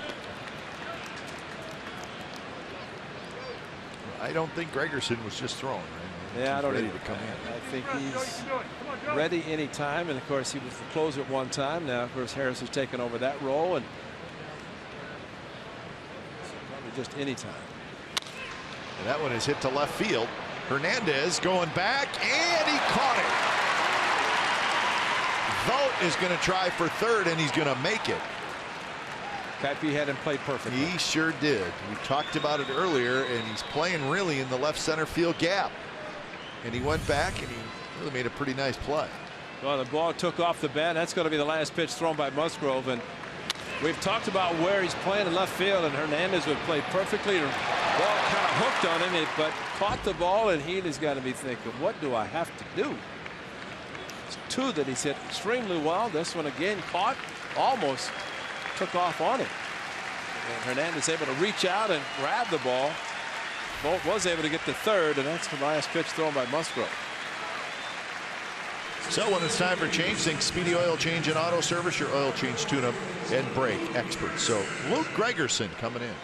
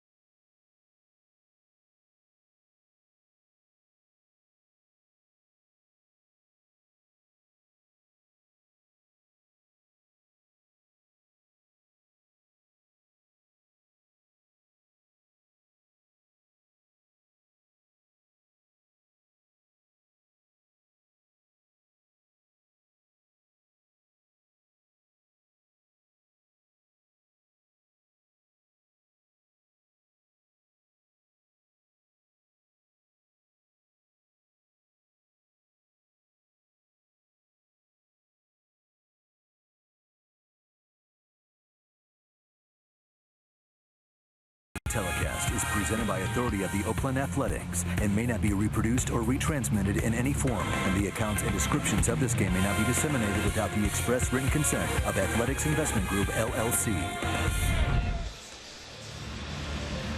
So Joe Musgrove, he's seeing him for the first time. Pretty good start. Lost it a little bit here in the 6th inning. So he hands the ball over to the veteran Luke Gregerson. Well, they will use their bullpen. Got a lot of guys out to be able to be used. Gregerson, of course, we mentioned the former closer. He's with the Athletics for a year. He's on a 3-year contract with the Astros. Gregerson 31 saves last year. This year 14. A blown save back on June the 4th, and that was kind of the end of his reign as the closer for the Astros. Whose pitch to Alonso is low. Now the interesting thing with Gregerson, Ray, is, as you mentioned, he's had a left ankle issue. He has not pitched in 10 days. Right. But he's the same type of pitcher. He's got a good slider. Good sinker with his fastball, but basically sinker slider. A couple of different fastballs. Astros did not want to put him on the disabled list. Tap back to Gregerson. He goes to second for one. Double clutch, but still a double play. Wow. So Gregerson took the chance and said, I'm going to go for the double play, and he got it. So again, the A's blow a golden opportunity.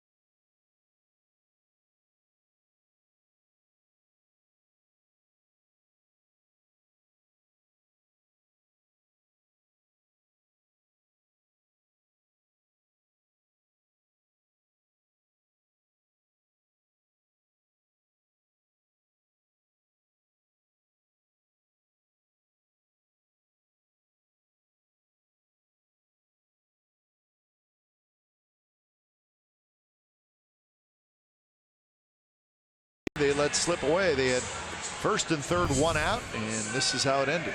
Yeah, what a play by Luke Gregerson, because he was going for two, took a shot to second base, and Correa just showed off his arm, because you're right, he did double clutch, but watch this.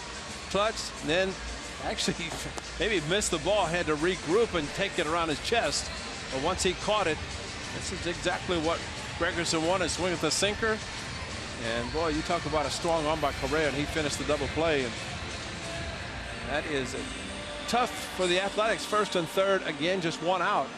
They had bases loaded last inning. One out, 2 strikeouts. This the double play. And you got to give Gregerson credit. He had an out looking right at him. That was the runner at third.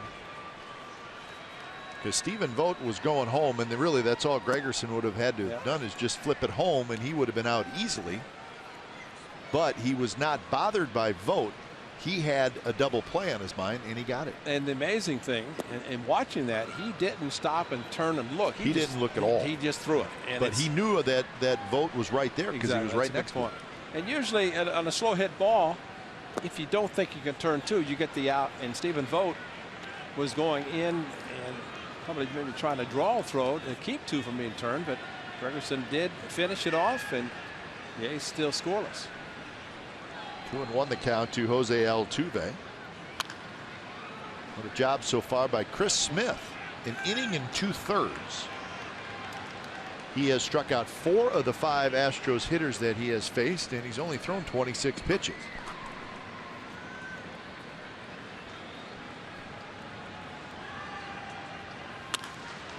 Line foul.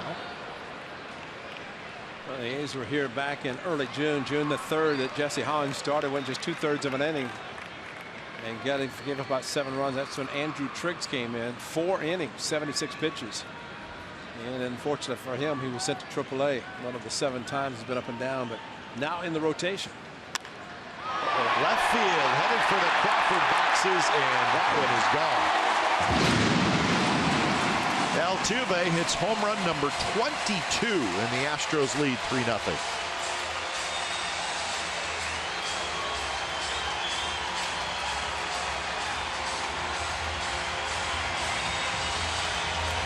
And there's your hanging breaking ball.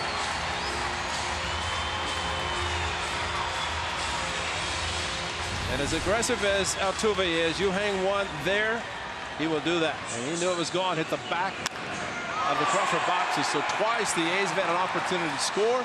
They have not. This time the Astros come back and score one themselves. So hit above the Crawford boxes, but that's a 2-strike breaking ball, hit well and hit hard by Altuve.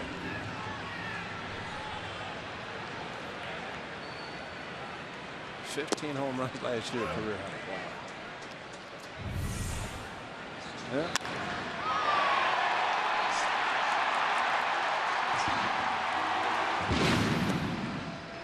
So here's Carlos Correa.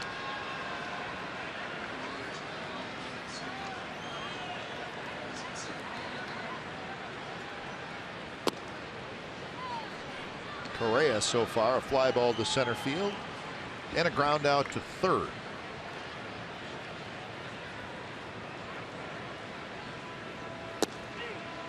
On the outside corner, strike 3 call. Strikeout number 5 for Chris Smith.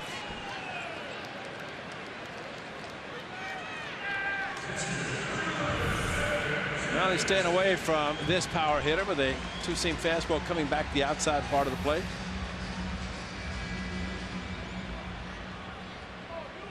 So here's Evan Gattis. First pitch curve, first strike to Gattis, who has struck out and grounded to short.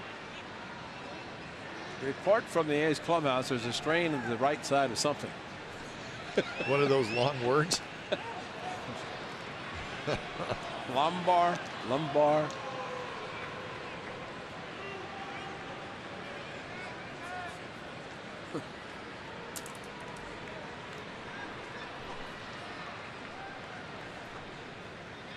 It's where you miss hockey. They say upper body or lower body. Above the belt or below the belt.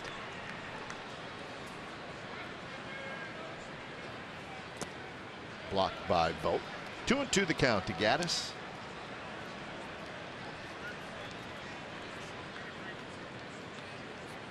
I have a feeling, though, you're going to find out what it is. You're just going to think really hard for a while, and your knowledge of the medical book is going to come back to you, and you're going to have a definition of where Sean Manaea is. Well, if it's a lumbar strain, well, that's lower back. It's an adjective that means or pertaining to the abdominal segment of the torso. See, that's so good. I mean, it almost sounds like you're reading, but I know you're not. Upper back. The lumbar region of the spine, more commonly known as the lower back, consists of 5 vertebrae, labeled 1 through L5. That's what a lumbar is. Is that what they said? Lumbar strain? Is that what it was? Well, that's what the guy at the in-house PA was trying to say. We will get more a definitive reason as to why he's out. Did say he's day-to-day, which is good. Here's Gurriel. Chaps this one. Simeon has it, throws to second, and they get the out there. Healy went over, could not quite get it, and Simeon had to have it. Well, fortunately, the ball didn't go off his glove. That's was going to his left, trying to catch the ball, throw to second. Missed it, went down, and fortunately Simeon right behind him. And there are times you do not want to range too far to your left because you might end up deflecting the ball.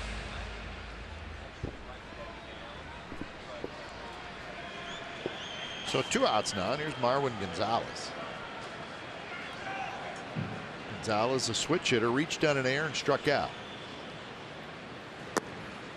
First pitch is a bit low.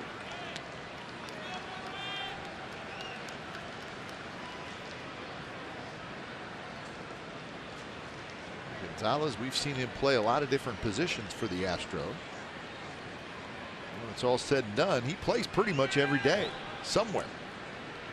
Especially with Balbuena on the table. Yep.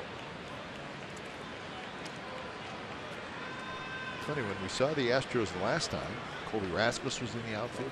Carlos Gomez was in the outfield. Luis Valbuena was playing third base and first base. And thinking it had to be very hard for the Astros in the video department on the jump board to show the top 5 defensive plays yesterday. And number 5 was Carlos Gomez making the play in Texas against the wall. Huh. Number 1 was their own Jason Castro catch near their dugout. But Gomez 2 plays yesterday, looked like 2 hits, but turned them into outs. So if you're, I mean, if you're thinking, well, they got a new kid in left field, Hernandez and Bregman and Gurriel.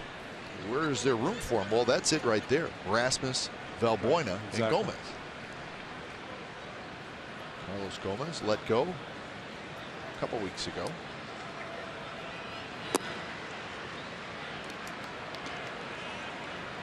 That was a surprise to me. Not that he was let go. That Carlos Gomez did not play well here. Exactly. Just did not see that happen. Came from Milwaukee. Very, very good all-around player. He just did not play well here for the Astros. Not last year and not this year. Face hit right field. Gurriel got good speed. Will go around to third. So first and third. 2 outs here in the bottom of the 6th.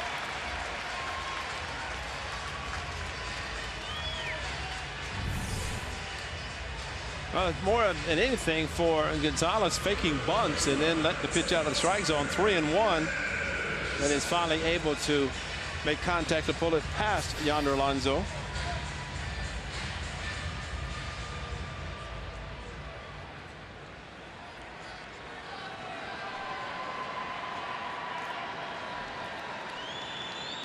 Here's Teoscar Hernandez.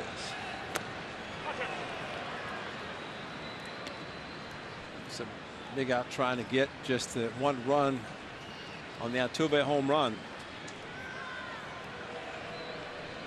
Smith has done a remarkable job just looking for a little offense.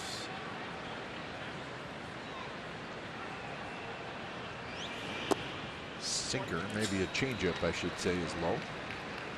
So it is the upper back area for Sean Manaea.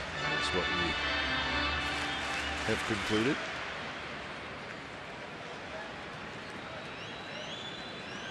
Did see him take his left glove and kind of point to the shoulder, left shoulder, maybe indicating back or something, but could never tell when it really happened.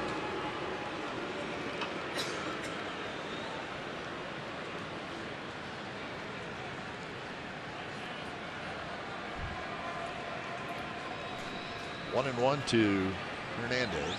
Runner goes. Throw to second base. Is there. Tag. Got him. Dug out by Max Muncy, and Marwin Gonzalez is thrown out by Stephen Vogt. And that's how the bottom of the 6th comes to an end. But it is a run for the Astros. So 7th inning coming up. Astros 3, A's nothing.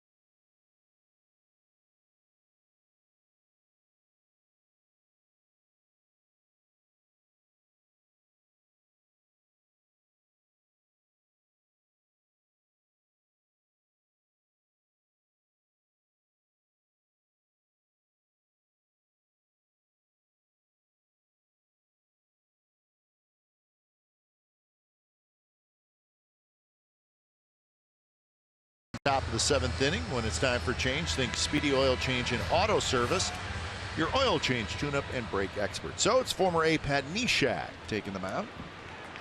2-2 with the 2.58 ERA for Neshek. All the losses came in that wild game that happened at the Coliseum. Sip actually gave up the walk-off, but Neshek walked the batter that ended up scoring.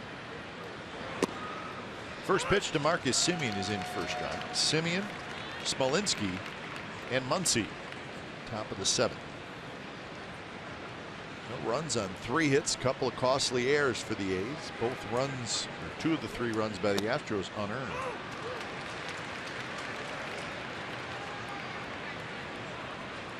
There he is. He's on his phone again. Remember, he's always on his phone. Guess there's not a whole lot else to do out there. I don't think there's a TV screen. And he likes heights. Although it is a good view of the game. You could just watch the game. But if he was up there every home game, don't you think he just figured it's just another game? Yes, it is.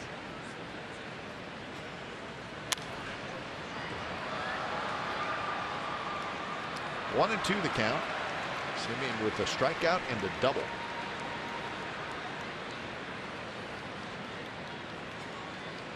He's at first and second, 2 outs in the 4th. Could not get the 2-out hit. But then in the 5th, bases loaded, 1 out. Could not score.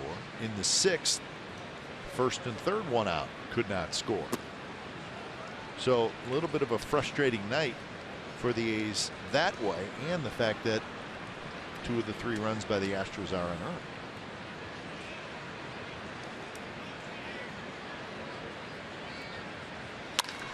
That one is ripped toward left field and a base hit. Semien is 2 for 3.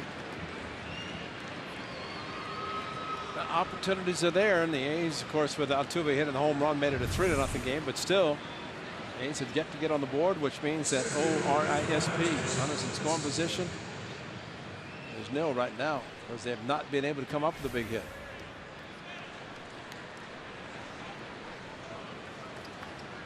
So how about this, Ray? Yesterday, Marcus Semien, who's a wonderful kid, right? He's one of our favorites. Got quiet. Calls me over. He says, "Hey, come here. I got to show you something." I'm like, "Uh-oh." My first reaction, did I say something wrong? He's like, "No, no, no, no. Come here. I got to show you something." So he has his phone out and he's flipping through videos. And he pulls up this kind of little grainy college football game. And I'm like, he says, "Check this out." And it's from a Cal game in 1993. And I was doing sideline. And he said, "You remember this game?" I said, "Yeah, I do. I do remember it. It was Cal and Oregon." He said, "My dad had 7 catches that day." And I said, "That's cool. I remember that." And then he said,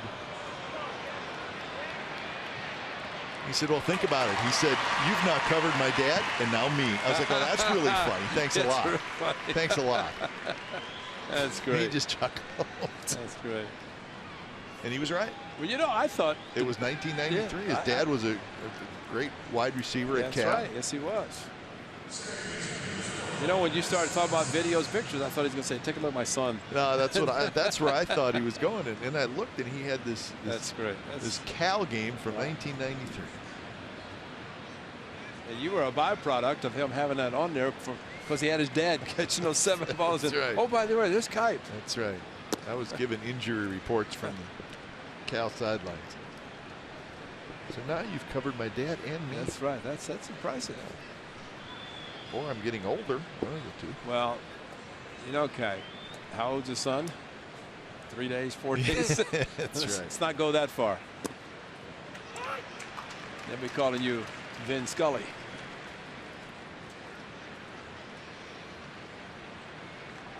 So 1-1 the count to Max Muncy.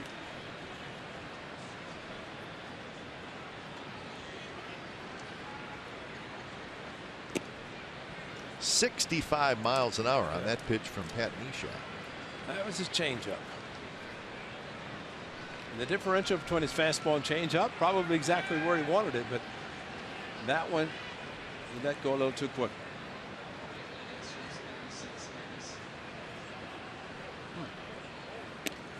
There's a strike. So now it's 2-2.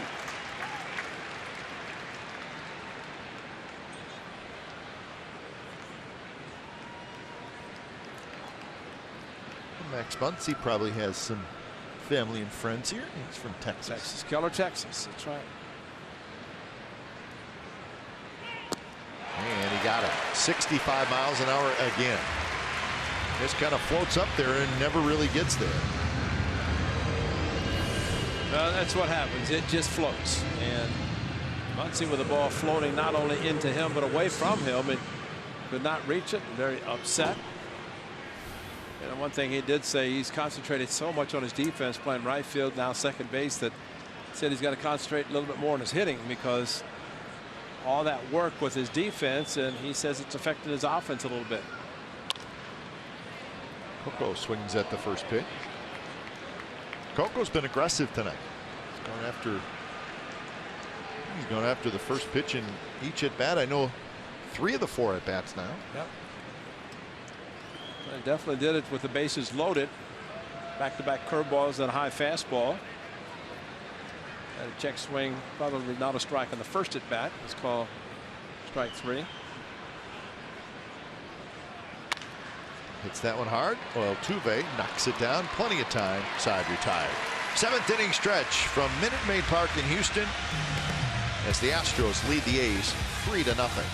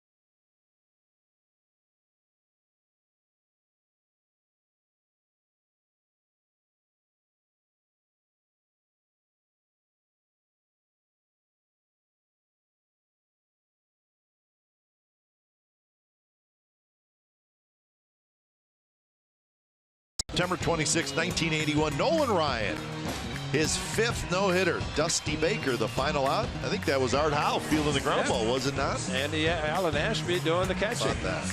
So he broke Sandy Koufax's mark while becoming the 3rd pitcher to throw a no-hitter in each league that season. He had a 1.69 ERA. That was good enough for the National League ERA title. So indeed, Dusty Baker grounds out to Art Howe. One of 7 career no-hitters for Nolan Ryan. Mets, Angels, Astros, Rangers. He sort of dominated the state of Texas, and he is Texas royalty. So the 69 World Series with the Mets, and that was it. Was that his rookie year, 69? I think it was. Was he pitching out of the bullpen a lot? The Angels. Hey, Hall of Famers here. Hey, he's up probably with Enos Cabell tonight. Not sitting down behind home plate. Hernandez is going to have a single, and he's going to have a double. He's very fast, and he gets to second easily.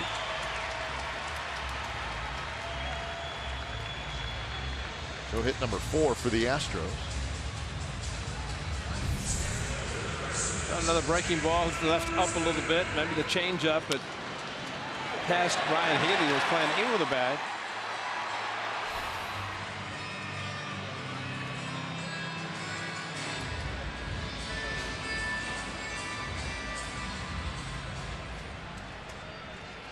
So here's Jake Marisnick. Would Marisnick bunt here? Try to get an extra run. He does, and he missed it, and it's 0-1. If A.J. Hinch saw that, he may take it off because that was not a very good attempt at a sacrifice. They hit 213. Plays a very good center field, and that's probably why he's in there, just because of his defense. Right now, just trying to do what pitchers would do when they're hitting ninth, and that's get a sacrifice down to advance the run. Swinging away this time, and it's low. Astros as a team 9th in the American League in total runs scored. They're 8th in home runs. 2nd in stolen bases. They lead the league in strikeouts, so that's an issue.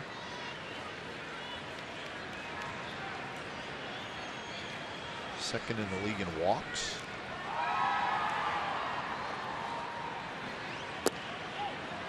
A little bit low. So they walk a lot, strike out a lot, steal a lot of bags. They're 8th in the league in home runs.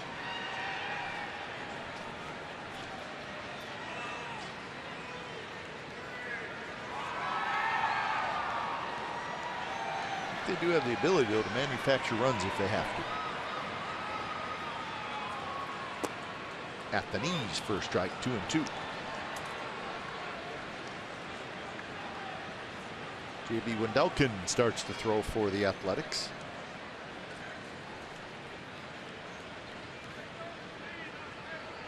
Springer to follow.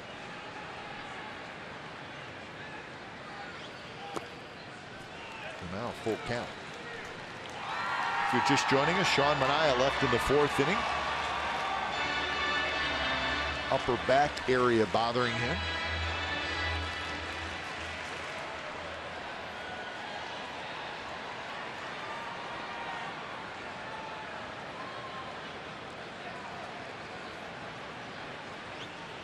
Missed inside, and Marisnick gets the walk.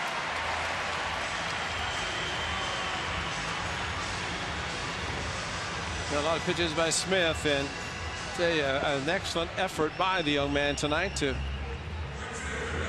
trying to find out if Wendelken is loose, ready to go. Which I would think he would be.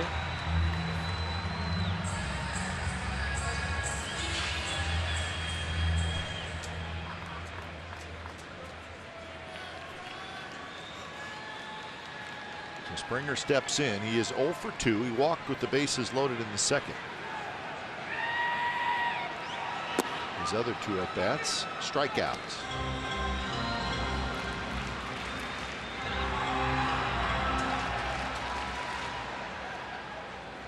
Springer leads the Astros in strikeouts, and he leads the Astros in walks. Struck out 135 times in 131 games. There's a base hit center field. And they're going to hold up Hernandez. A little bit of a surprise. Very surprised. So a line drive single. Springer's probably thinking, I thought I had an RBI. Should have. And I think he's a little bit upset that he doesn't. Because hits ball clearly up the middle, and Hernandez is fast too. Well, he got a good job, and 1, 2, 3, 4 bounces, and Smolinski's not going to throw him out from where he caught the ball. And it wasn't as if Hernandez, that's surprised, because Gary Pettis is usually very aggressive. So Smith is done. When it's time for change, think Speedy Oil Change and Auto Service, your oil change, tune-up, and brake experts.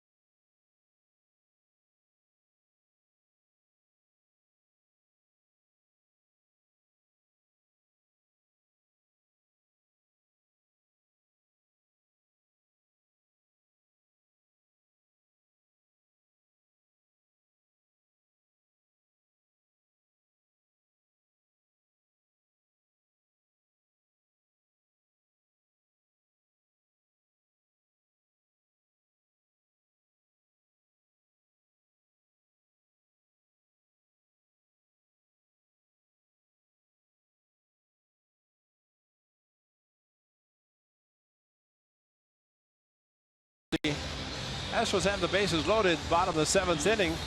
Honda player of the game. That man there, Chris Smith. What a job coming in relief of Sean Manaea, who had to leave in the 4th inning. And that was after 1 out and a strike, and then he would immediately strike out 4 consecutive batters.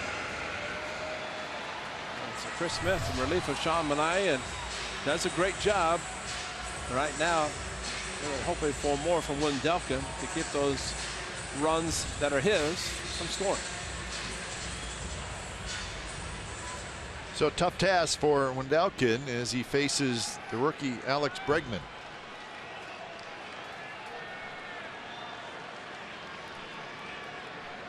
First pitch, a changeup. Wendelken's got a good changeup, and he swings and misses. Terrific speed on the bases for the Astros. Hernandez at third, Marisnik at second, Springer at first. Infield in for the A's.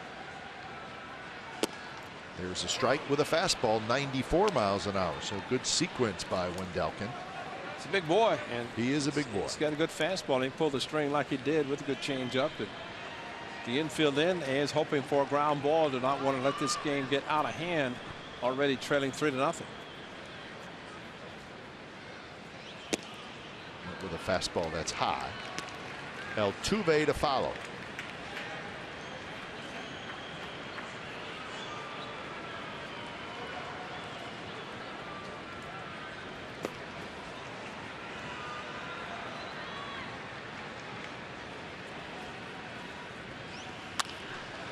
Simeon can't get it. It's a base hit to center field. 1 run scores.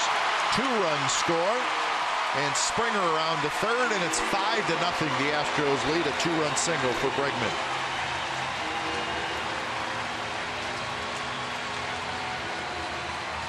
It's a well-placed ground ball, but it got the job done. Well, a curve ball, but it stayed up a little bit, enough for Bregman to find the hole into center field. Just out of the reach of Marcus Simeon, and 2 runs would score on the ground ball.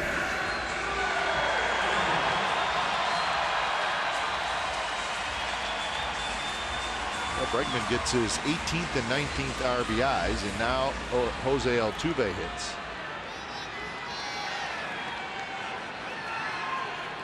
Still nobody out. A little bit low with a fastball. Altuve homered in the 6th.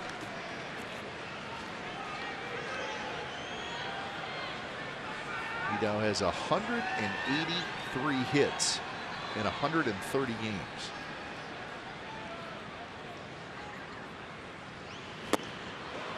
The changeup.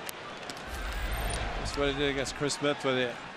Curveball that stayed in the inner half of the plate. And Jose Altuve, an ongoing career high home runs, which he now has 22. And he's now playing the defense back, looking for a double play ground ball to concede the run to get 2 outs. Now Wendelken ahead in the count. And Chris Smith goes 2 2/3 innings. Gives up 4 hits. 3 runs so far. And Springer, the runner at third, is his responsibility.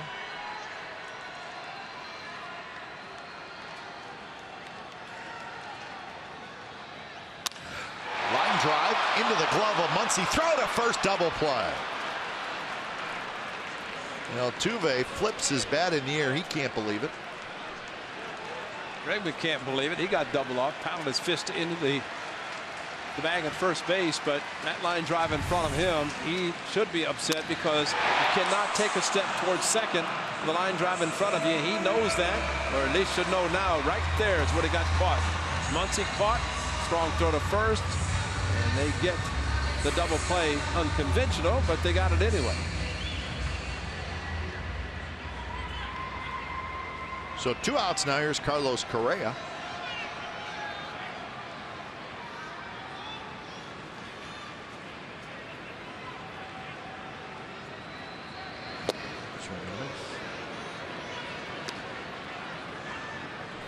Correa tonight. A fly ball to center, a ground out to third, and a strikeout.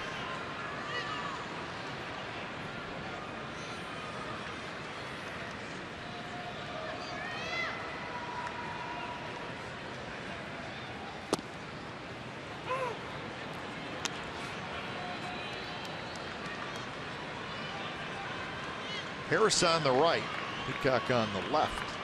And the Astros bullpen in deep right center field. The question is, why is Harris up?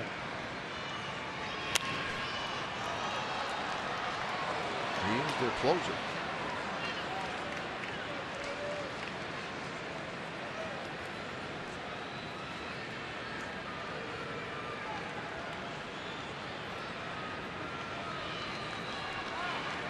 To Carlos Correa.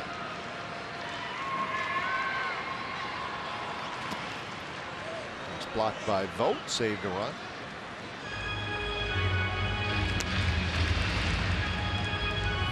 Now Stephen Vogt knows the importance of a runner at third base to do this, to smother the ball. So his uniform's as dirty as it is, but that's a big block to keep the runner third, and that guys work on. It's about Evan Gattis back to catching again. It's the hardest part of catching. Line drive, and that's going to be a 2-out RBI hit by Carlos Correa. Springer trots in to score 6-0 Astros.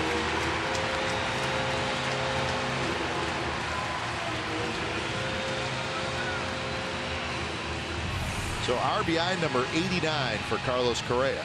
Well, they wanted a high fastball, and exactly where Wendelken threw it, but getting on top of it was Correa. In fact, I don't know that I've seen a team. Gattis stands out, of course, what he's done, but the way the Astros hitters get on top of high fastballs is unbelievable. Yep.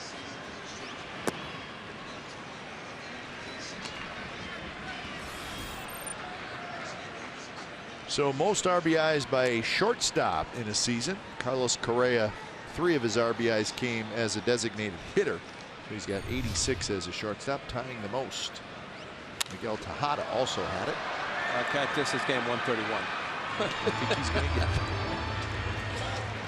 I think he's got a chance to put it out of reach.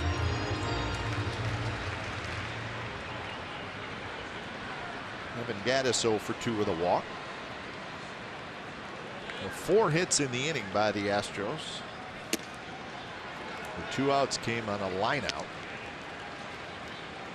So since June 20th, only Albert Pujols has more RBIs in all of baseball. We're at 56 RBIs since June 20th.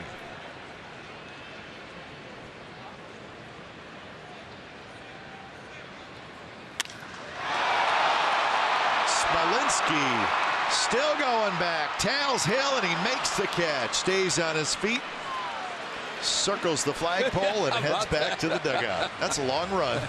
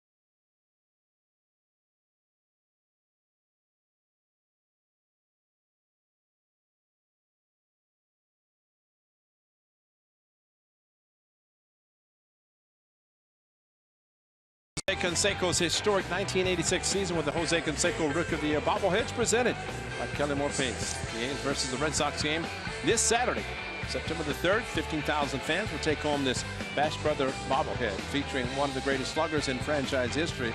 Get your tickets now at athletics.com/tickets. This Saturday, Jose Canseco bobblehead. It's pretty good. Yep. So when it's time for change, think Speedy Oil Change and Auto Service, your oil change, tune-up, and brake experts. It's Brad Peacock who comes in out of the bullpen. And Peacock will pitch the 8th inning. Spent the season with the Athletics, AAA Sacramento. That was 2012. Remember the A's acquired him from Washington in that Gio Gonzalez trade. And then the A's traded him to Houston in the Jed Lowry deal. Yep.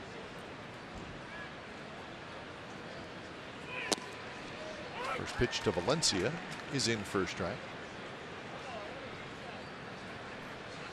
Valencia, Vogt, and Davis here in the top of the 8th, with the Astros leading 6-0 as they tacked on 3 in the 7th.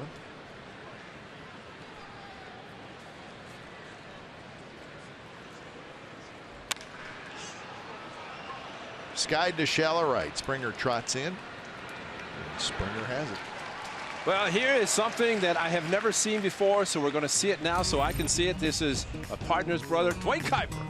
18 down the right field line at the mistake by the lake, and I could not understand. Slow it down, Kuiper. Slow it down, man. August 29th, 77. He's clapping all the way around.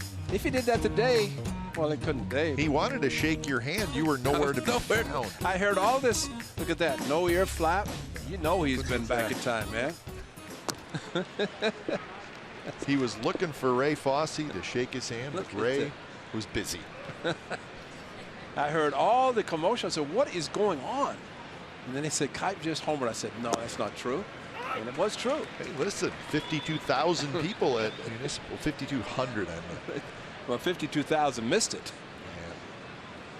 52,001 missed it. Because Ray Fosse was up in the clubhouse.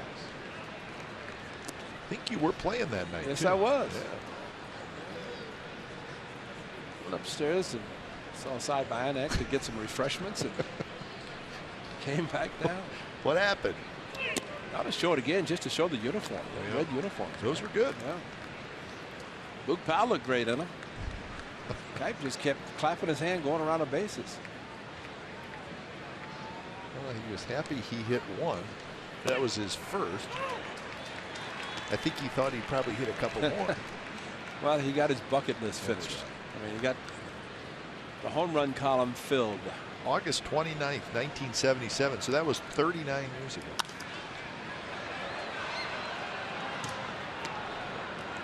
That long ago, huh? Yeah. 3 months before that, you caught X no-hitter.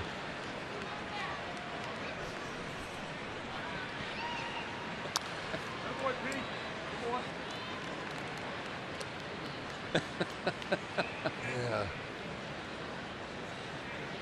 What night? What? We should look that up. What X no-hitter, which was what, May 30th? 77. That's right. And August 29th. Who had a bigger crowd? Probably was not very big either way. Springer coming in. He's got it. So Vogt is retiring.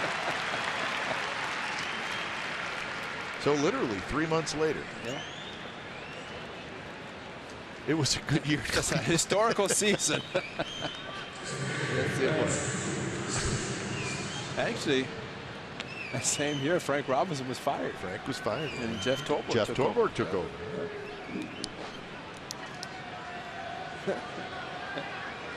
13,400 for Memorial Day for X no-hitter. Oh, man. So Delara, producer, has given us the attendance. 13,400 for X no-hitter, 6,200 for the August 29th matchup against Steve Stone and the White Sox. 6,200. Beautiful Monday night. Kuiper could say he hit a home run off of the Cy Young Award. I mean, seriously. We've all said it to Steve Stone many times. That's right. It goes the other way. Stoney's a pretty good sport about it. I say pretty good. I think he gets a little tired of it. As much as we tell him about it, he has to get tired of it. Chris Davis struck out, single and a walk so far. He's missed a couple opportunities in the 5th inning and the 6th inning when it was still a close game. Can't do that to a good Astros team. 1-2 pitch, a breaking ball. Davis strikes out, and the A's go quietly in the top of the 8th inning. Bottom of the 8th coming up, 6-0 Houston.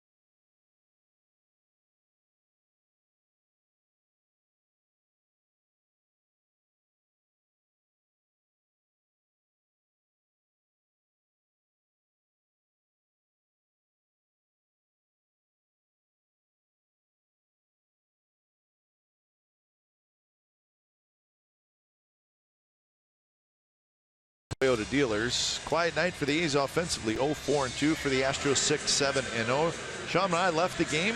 4th inning upper back strain. And then runners in scoring position. Been a problem for the Athletics tonight.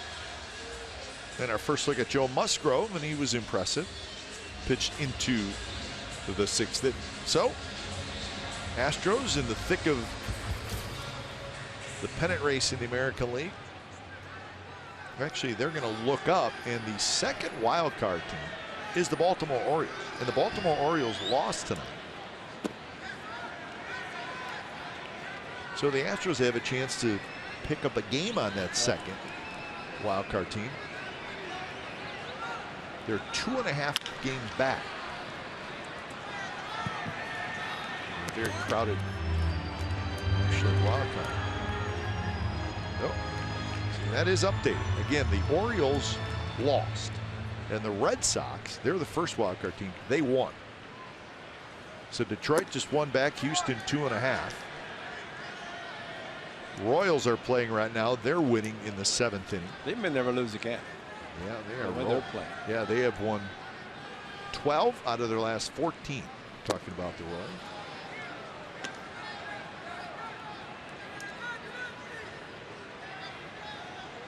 Tigers won, Indians won. Meaning they both won their games, not a 1-1. So a base hit by Gurriel. He's 2 for 4. Leadoff single. Yeah, 2-strike hit by Correa last inning, driving a run. Now 2-strike hit here, and Wendelken looks like he has quality pitches, but cannot make the quality pitch whenever he needs it. Fastball running in, but just not enough to get past the right-handed hitting.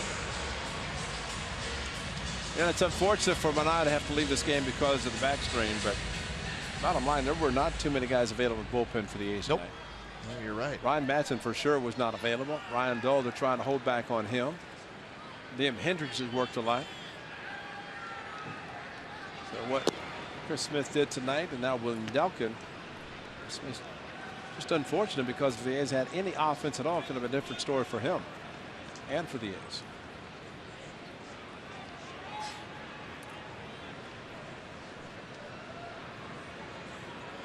Marwin Gonzalez is 1 for 3. Reached on an air single. He has scored a run. Rangers leading the Mariners 6-1 through 6 innings in Arlington.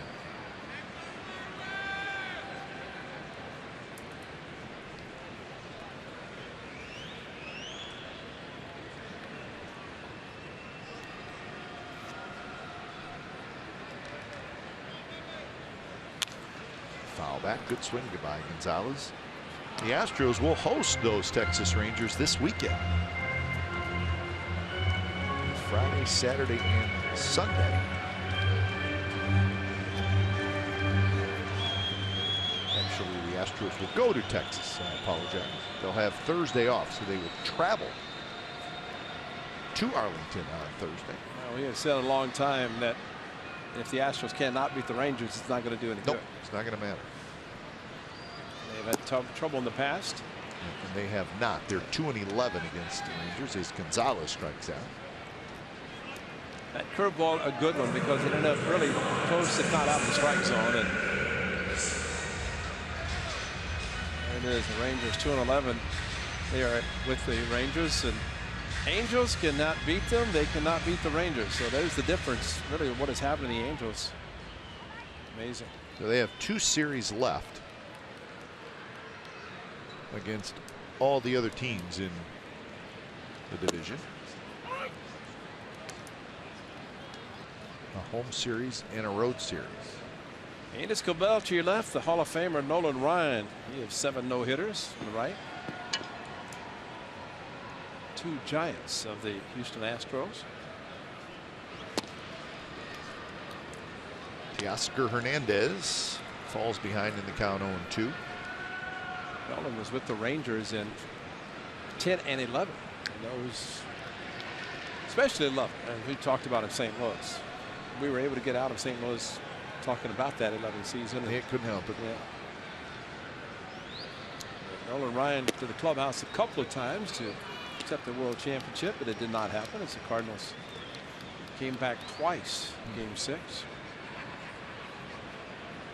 There it is. It did not take long for him to leave the Texas Rangers and end up here with one of the other teams that he played for. His number's retired.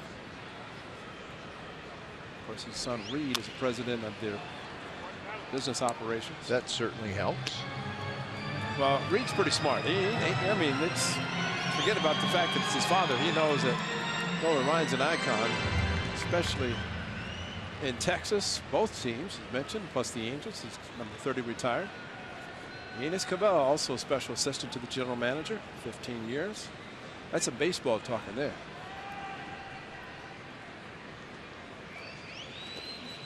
Blocked nicely by Vogt. Who did we see Nolan sitting with last time we were here? It was from All in the Family, Rob Reiner. Oh, yeah, Rob Reiner. Yeah, he was there. Craig Biggio also. There's Reed Ryan sitting next to Jeff Luhnow. So all the dignitaries up above on this same level actually watching.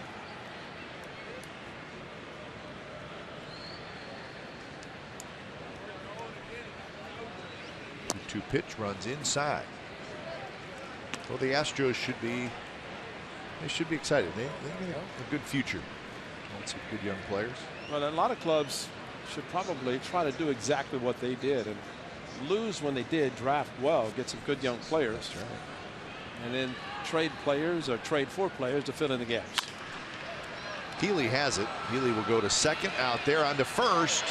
Not in time. The ball pops out of the glove of Alonso. The throw was in the dirt. So 2 outs here in the bottom of the 8th. Well, first and foremost, catch the ball, and that's exactly what Ryan Healy did on this one. And it's got to be tough to double up Hernandez, who does run well. Once he tried with his strong arm to complete the double play. So Marisnick will hit for the 4th time.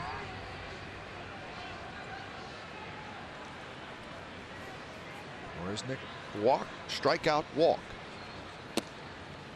He walked with the bases loaded in the 2nd and then walked and scored in the 7th.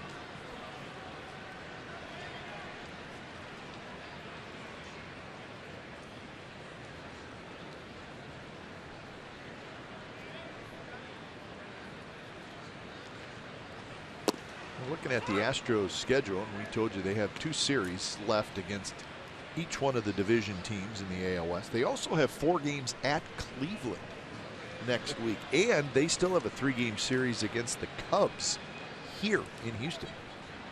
So their non-division games left on their schedule are not easy.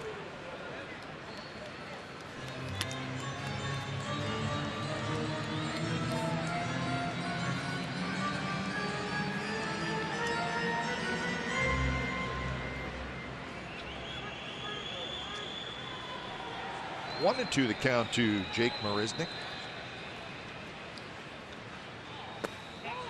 Did he go? Yes, he did. And that will do it. So Marisnick fires his bat in disgust. And nothing for the Astros in the 8th. 9th inning coming up.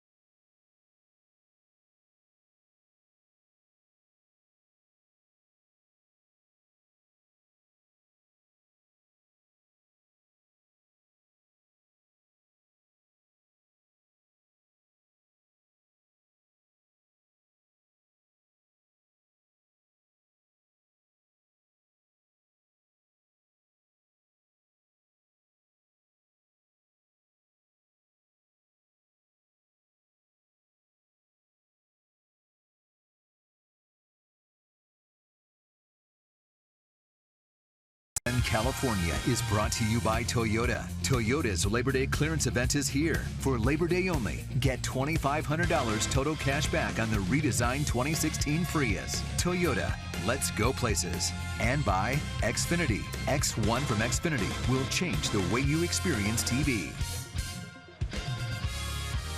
So the A's trailing 6-0. It is the top of the 9th. Peacock had a 3-up, 3-out 8th inning, so he's going to stay out there and try to wrap it up. Facing Healy, Alonso, and Simeon. And Healy 0 for 3 was robbed of a double in left center field in the 6th inning.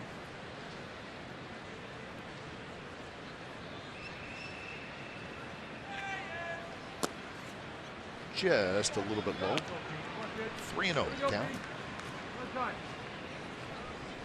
Peacock, a former starting pitcher, and of course now in the bullpen of the Astros. And a 4-pitch walk. Last year, Cap, I know you remember this, in early April, it was Kendall Graveman who starts tomorrow night. Got his first major league victory against the Astros, and Peacock, the starting pitcher for Houston. Peacock, he would show flashes of having a chance to be a decent starter, but then just never seemed like he could string 4 or 5 good innings together.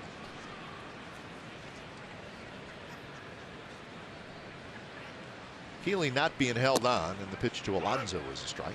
Yonder Alonso is 0 for 3. He's bounced to second twice and hit into a 1-6-3 double play. Captain, your point, how about this? In 2014, faced the A's 4 times, 19 walks. There you go. And that's exactly what you're talking about. He just had a tough time throwing strikes, and you do that, you get hurt. Of course, then you get the long ball, makes it even worse.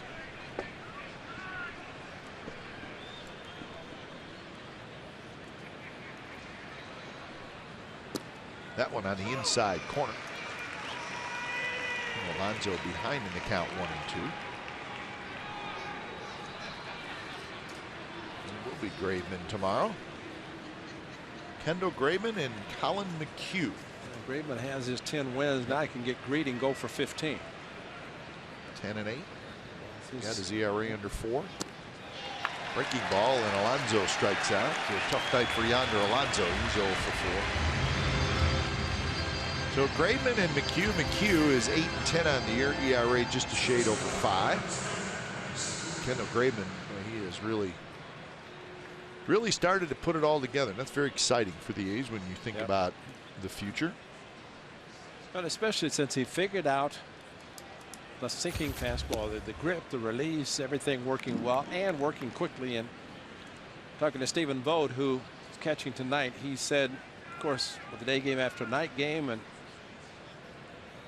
he said he would be catching tomorrow night, Graveman, which is good because he's been behind the plate majority of the time. Springer has it. Simeon is retired. Simeon will head back to the dugout 2 for 4. So the Astros 1 out away from picking up a game on the second wild card team, the Orioles. If those two maybe even talking already about tomorrow night. And that's where a pitcher can rely on his catcher, Stephen Vogt, catching tonight. Kendall Graveman watching. You also paying attention to what's going on tonight. And Billy Butler back on the active roster after 7 days on the concussion DL, and he gets an at bat now.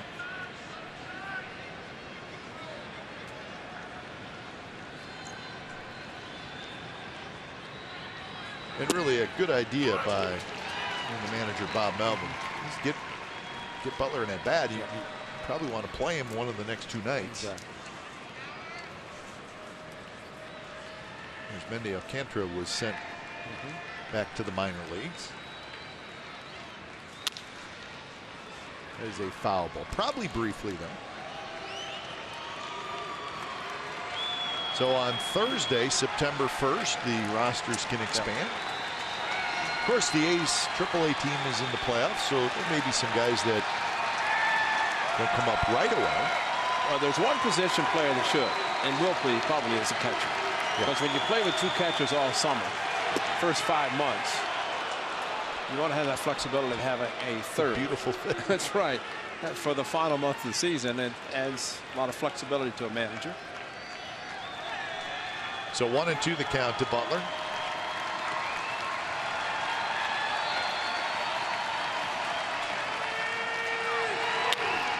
On the ground to Correa. He should do it. Shuffles to second. Side retired, and that's it. So the Houston Astros take advantage of some early mistakes by the Athletics, and they take game 1 of this 3-game series here at Minute Maid Park in Houston. Time of game was 2 hours and 45 minutes. The attendance 18,613. Your final score from Minute Maid Park: the Houston Astros 6 and the Oakland A's 0. You've been watching Oakland A's baseball on CSN California.